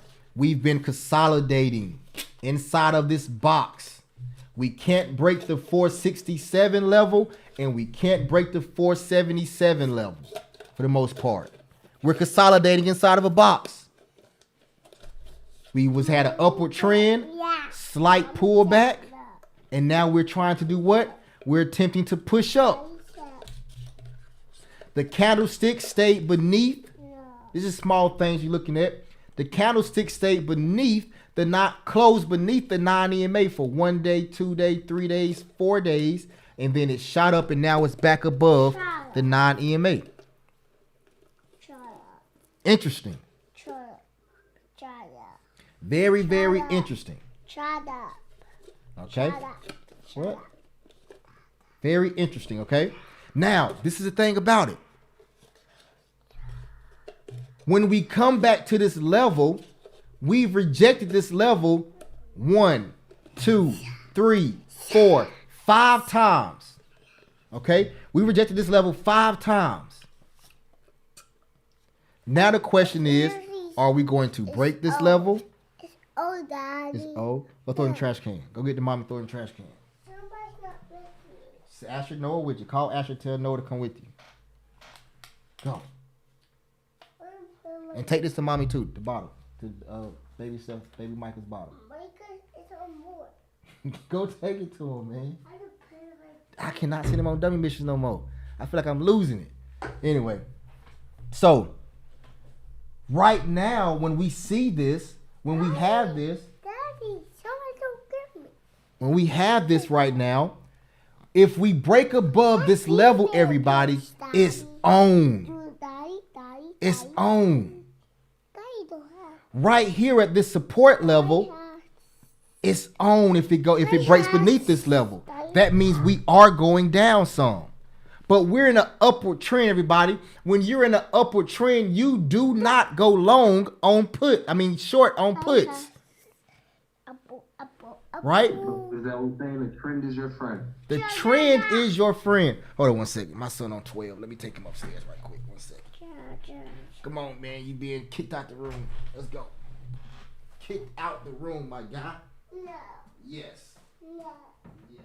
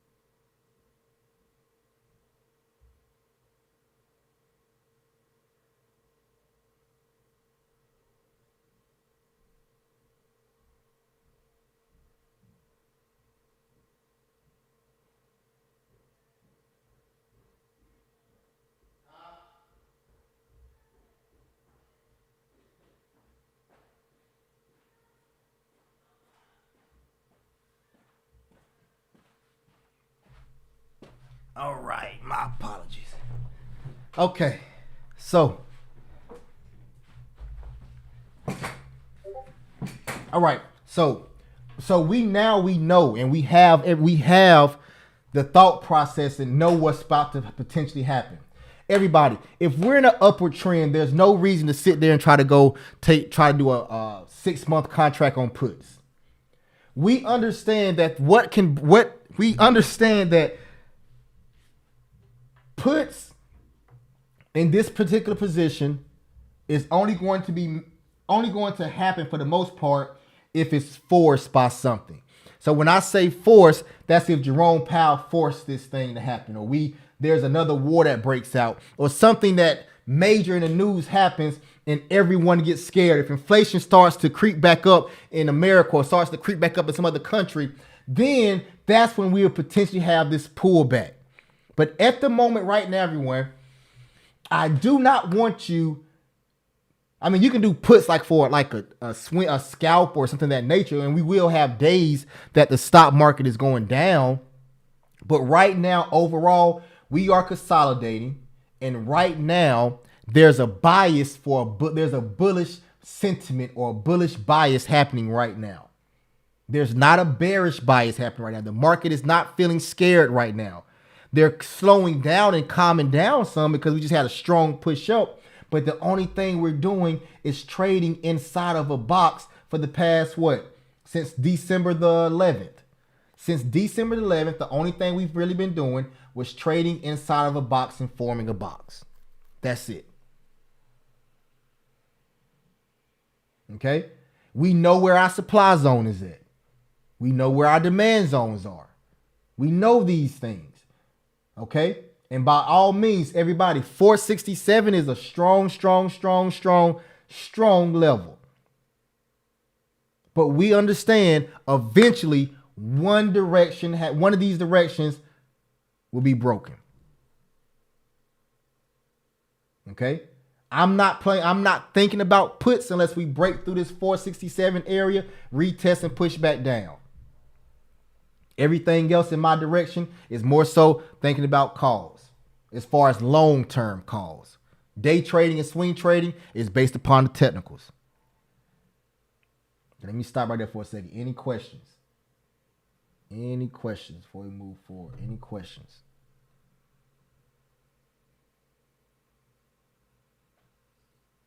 All right. So tonight, going into, well, matter of fact, before I say, yeah, I'm doing it now. So going into tomorrow, when we do our live trading session tomorrow, when we go into tomorrow for our live trading sessions, what are we going into thinking about? Right now, let me see if anybody knows. Right now, what are we looking at right now at this very moment on SPY, on any other stocks? What are we looking at to give us a story of what tomorrow can possibly bring? And what are we looking at to say, hey, if this happens tomorrow, this may happen? What are we looking at right now? Anybody knows? Anyone knows? Anyone knows?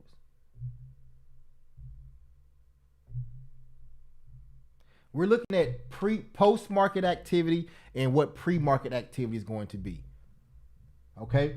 Upward trend always begin with a nice day, with somebody the stock having a nice day, and then the post-market and pre-market is consolidation.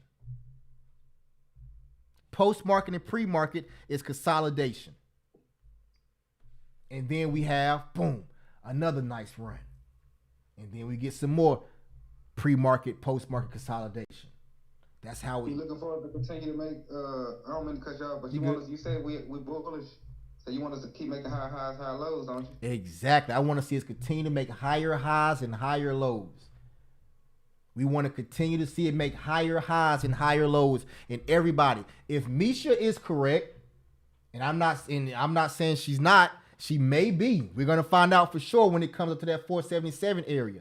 If Misha is correct, everyone, today has signaled a potential run. And we have a 1 hour bullet. I always tell you, and whenever there's a run starting, there's somewhere on there's a 1 hour bullish hammer candlestick somewhere lurking around. And this is a bullish hammer candlestick right there. So if we get consolidation tomorrow, pre-market, we already got consolidation post-market. Take a look at it on SPY. We're consolidating in the same area. If we get this right here, tomorrow may be another day. I don't know if it'll go up $6. It may go up $3. But we have another day of potential upward movement. Therefore, we will have another green candlestick. Okay? Because this is a big boy right here. Lord have mercy, that's a big boy candlestick. Okay? All right, let's take a look at my 2024 pick. The Russell 2000. Russell 2000 right here. Consolidation mode for almost 2 years.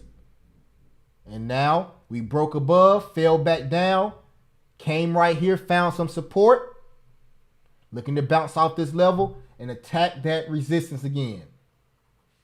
Right here. Looking to attack this again. Okay? And also we have a decision-making time forming.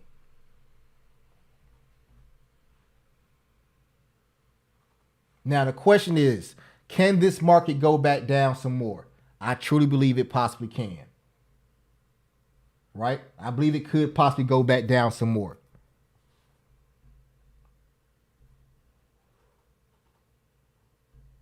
All right? But am I willing to play puts on it? No, by no means. I'm not. I'm not whatsoever. Okay?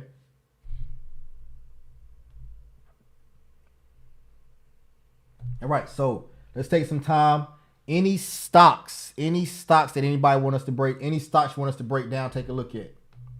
Any stock, any questions, any stocks you want us to take a look at, break down, anything you guys can think about. If you can, if you do, throw it in the chat or just go ahead and call it out and take a look at it.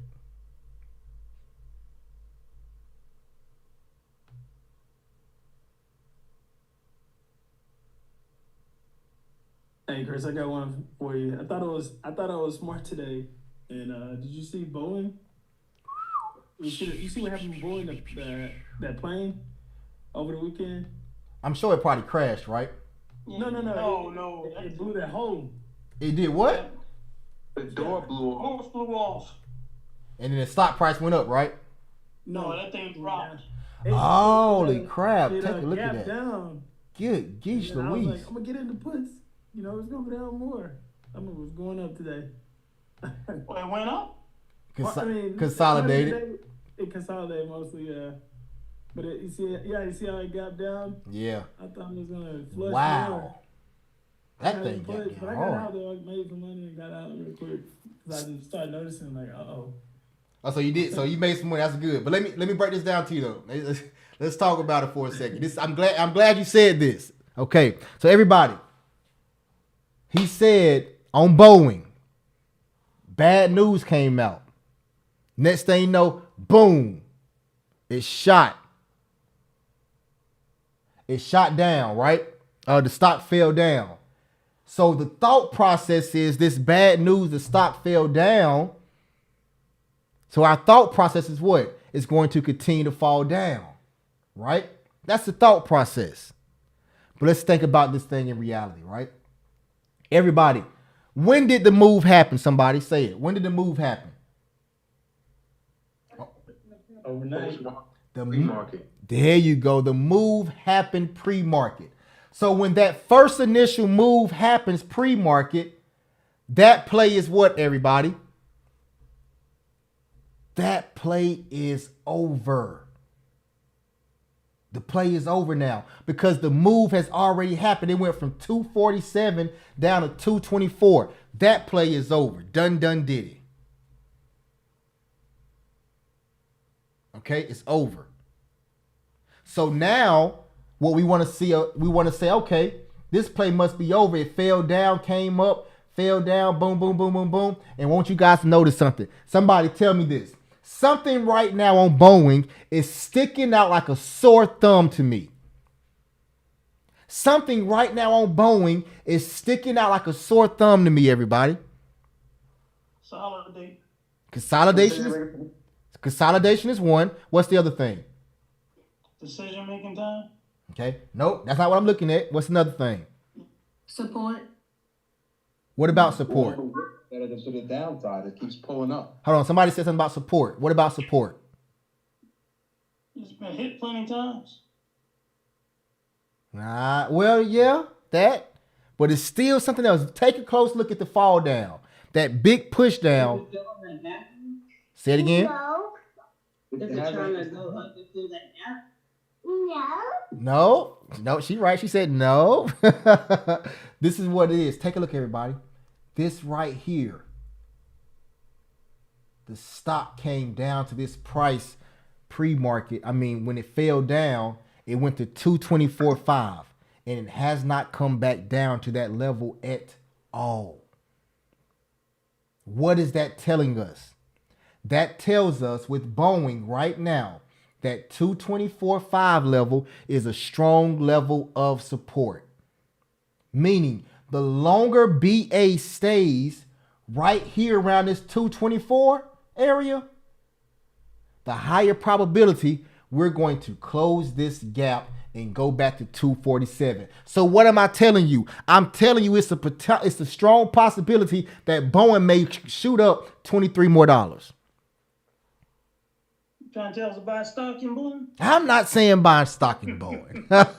What I'm saying is this would be, if I would say, watch this particular play, okay, and see what the price action is going to do. If the price action falls beneath this 224.40, what does that tell us? That means, okay, boom, that news was so bad that it's going down. I'm going to be honest with you, y'all. I've seen when Boeing planes have crashed and the stock price went up. So with a door coming off, yeah, it's a major reaction, but it's a plane, right? But let's go back here. This 224.5 area, it has to be an important area for some reason. And I haven't even looked at Boeing. I don't even really trade Boeing. But let's go back and look at this 225 area. It's this orange line. And let's see if this orange line serves as any type of levels. Right here, it's resistance support. Right here is support. Right here is support. So boom, take a look right here. Right here, that level is support. Right here, that level is support. Right here, that level is resistance. Right here, that level is resistance. Right here, that level is resistance. It's a reason why it fell down to that level and stopped, everybody.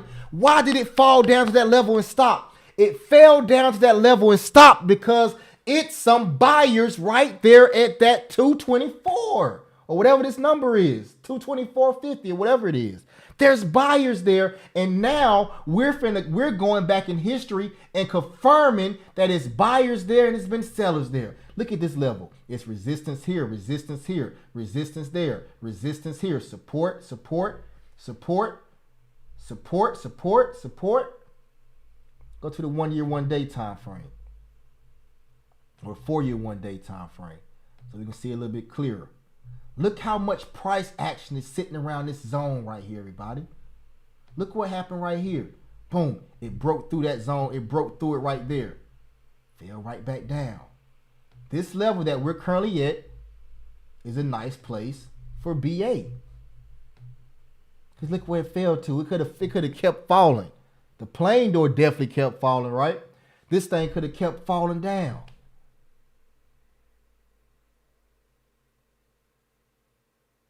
Interesting.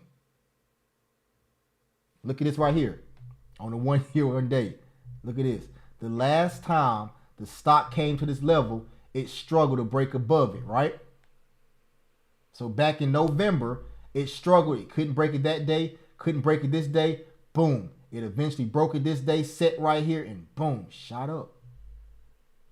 Go to the 4 hour time frame. I want to see what price action looked right here on the 4 hour time frame. On November the 30th, I want to see what price action did on November 30th. Go to that 4 year, November 30th.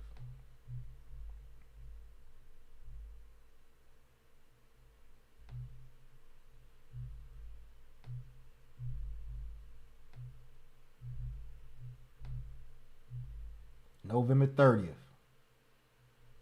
Set right here, set right here, came right here, shot up. Set right there, shot up. That's what happened the last time the stock got to this level, everyone. This was a great call out, Damien. Great call out. So I'm definitely about to look at BA. Chris, while I was in the put, I kept watching the pre-market too. That pre-market low. Mm-hmm. And I kept saying, oh, it's not going there. And then I looked up, of course, you look above, you see that huge gap, and I was like, oh man, I made the wrong decision. And I got back in it again. Right. It came back to 9.8, and then I was like, nah, this looks like getting bought up. So I got out. I made money on the play, but like I said, I thought I was smart. And right, I thought about that too. The move had already happened, everything. Mm-hmm. I was like, it's got to go down more. and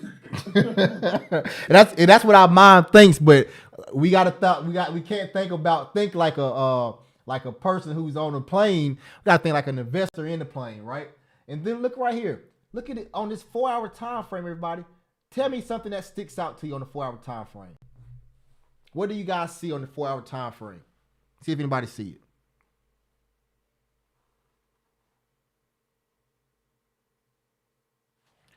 Wicks. It's being bought up, like you saying. Resistance in it. Yep, right here. That's the resistance right there. It's being bought up though. Big wick. If the stock falls down here, boom, buying it up. Stock falls down here, boom, buying it up. Stock falls down here, boom, we buying it up. Stock falls down here, boom, we buying it up.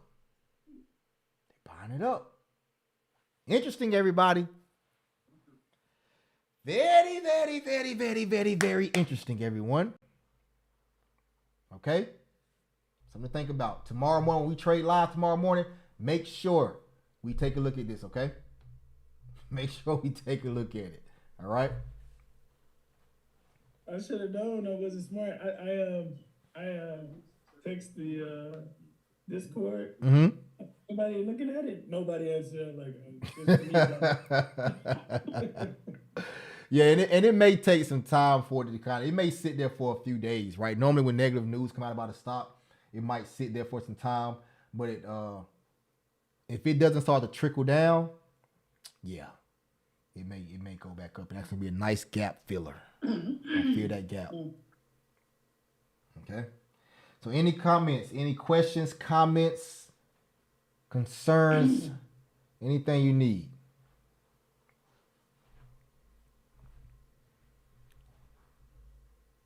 All right. Check this out, everybody. So tomorrow morning, 9:15. Tomorrow morning, 9:15. Live trading tomorrow morning. We're looking at BA. We're gonna look at BA tomorrow morning too. Okay. I'm gonna do some more research on this thing tonight. I want to see how far that plane that door fell down. I want to see the reason. I want to see the reason why the door came off. Right. But as an investor, Wait till you see the video. It's amazing. But as an investor, you gotta think about this. This is what you gotta think about as an investor. As an investor, did anybody not buy a plane ticket because that door came off? You're right. Yeah, no.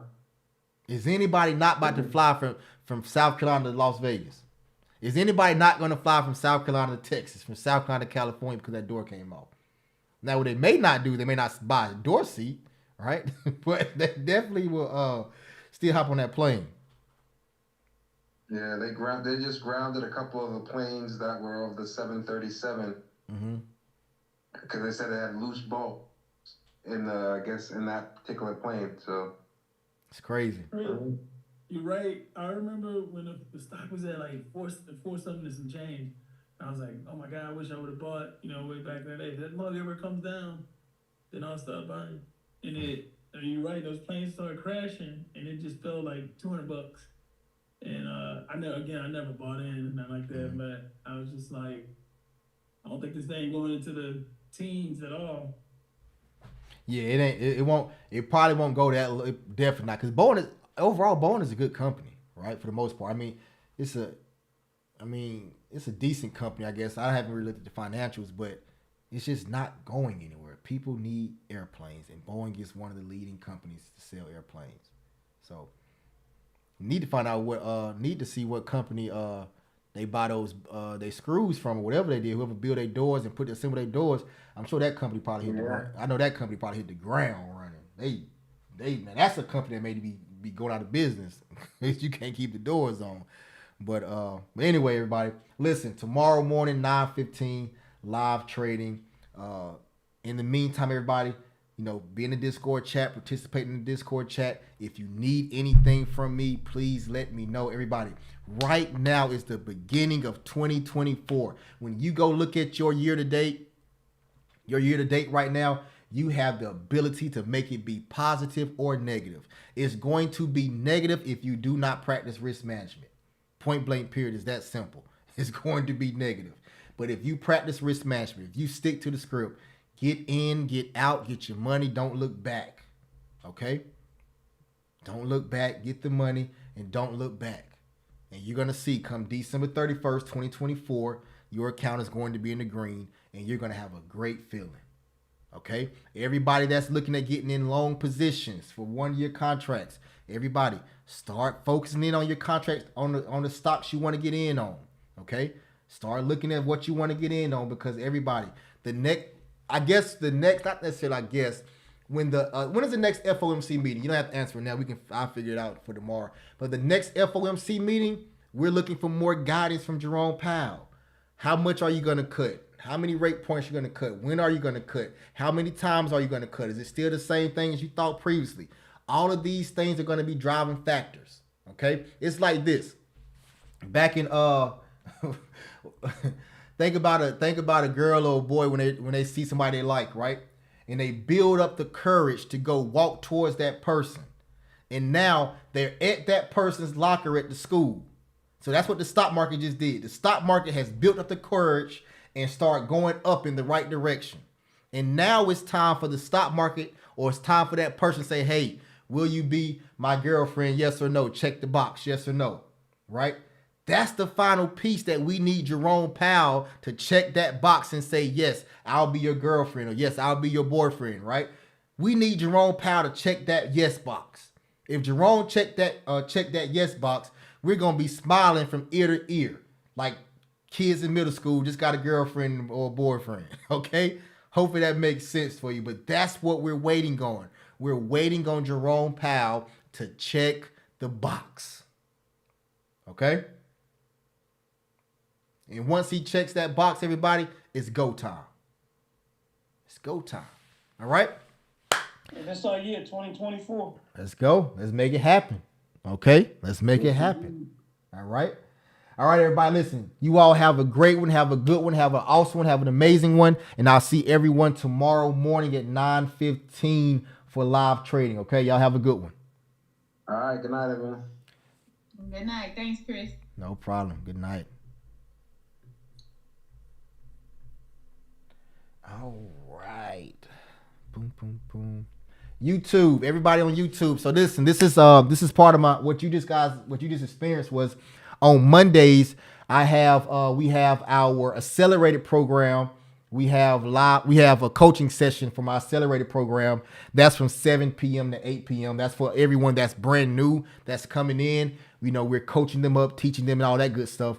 And then from 8 p.m. to 9:30 p.m., we have our Promised Land trading program. That's all of our experienced traders. We come together, go over some topics, break down some markets, and look at some things and get prepared for the next day. So what you just saw just now, that's what you actually was experiencing just now. So hopefully you enjoyed it. Everyone that stuck around the whole time, hopefully you guys enjoyed it. And I think I'm going to go live tomorrow morning as well. I think I'm gonna go live tomorrow morning as well. So if I do, everybody just hit the subscribe button, and hit the bell notification so you guys can see whenever I go live. Okay. So anyway, everybody, y'all have a good one. All praise to the Most High. See you guys tomorrow.